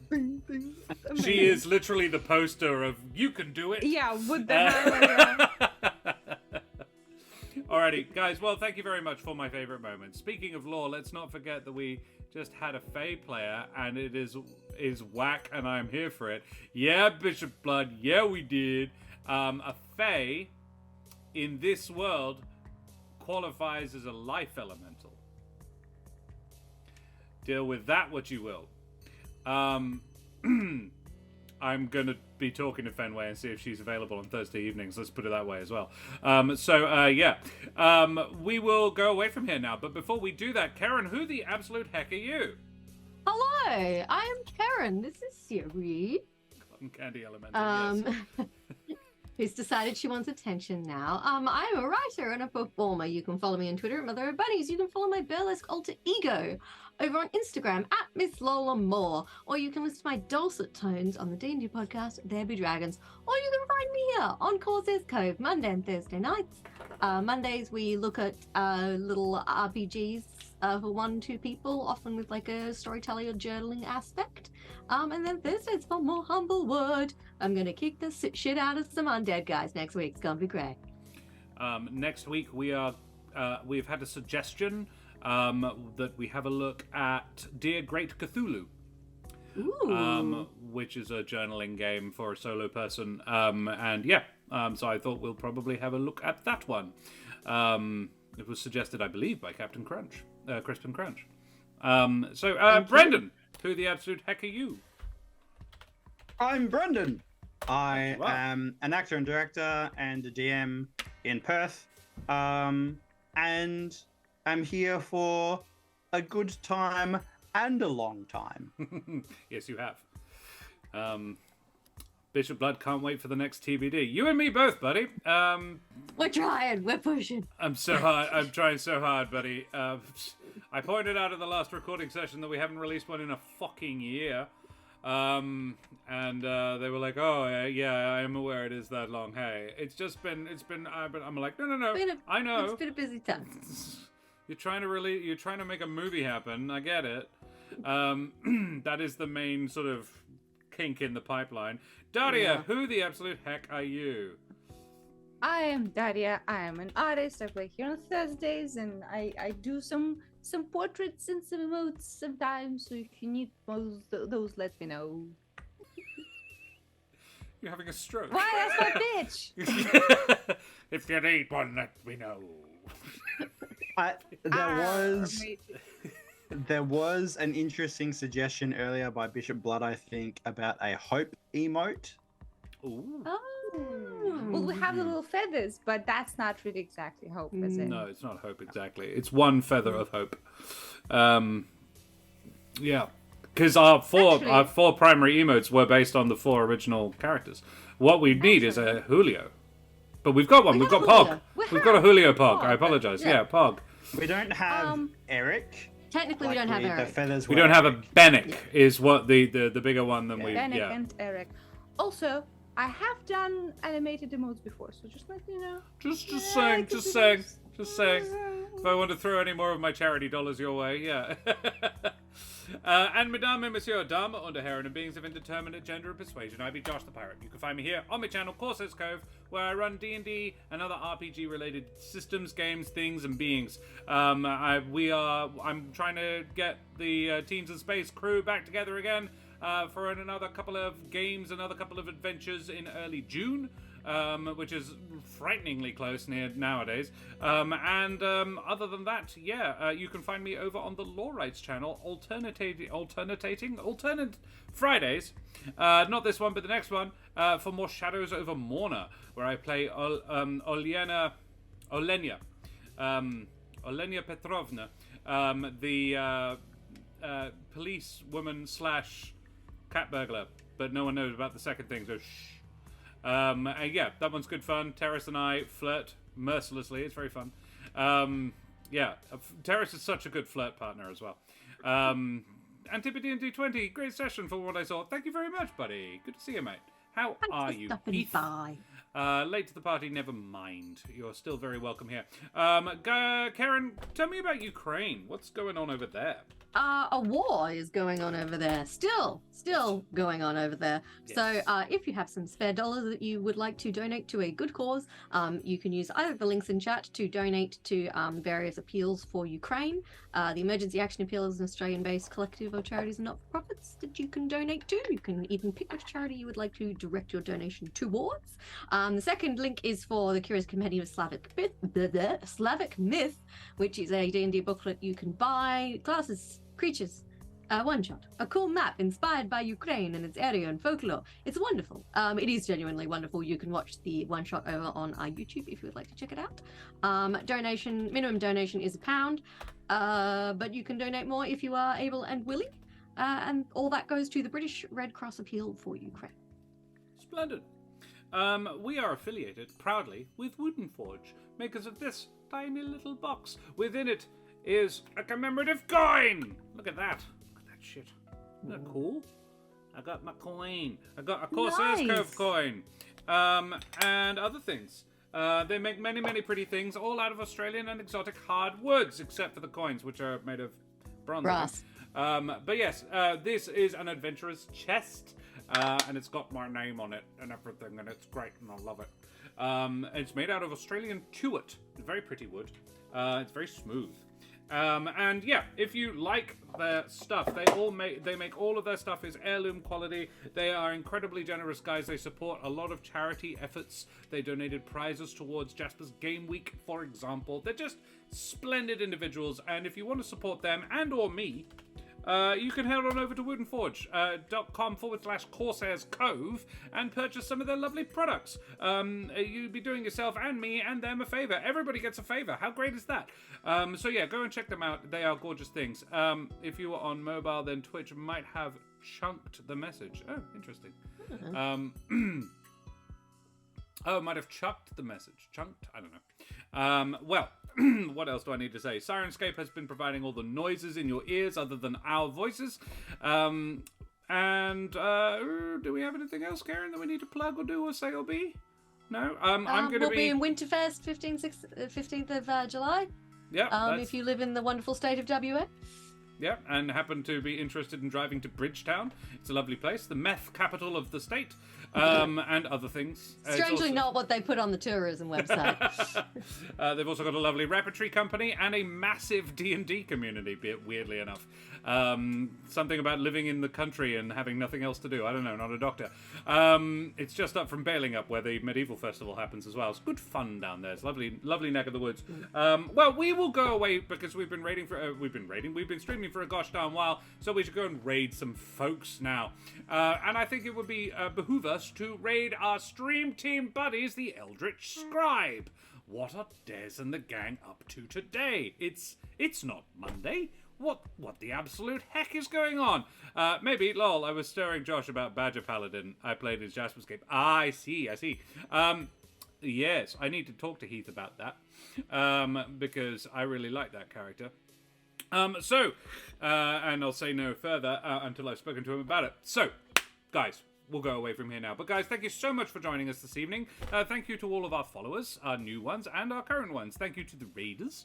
Thank you to my lovely characters and players and folks. The wonderful mods in chat. You guys are all bloody legends in my book, and you can mod for me any frickin' day. So we will go away and raid the Eldritch Scribe. Throw your favorite raid emotes up in chat. Tell them where you came from, and we will be back same bat time, same bat channel on Monday evening. Karen and I will be here for some more Karen and Josh reviews. Say goodbye, everybody. Bye. Goodbye, everybody. Bye.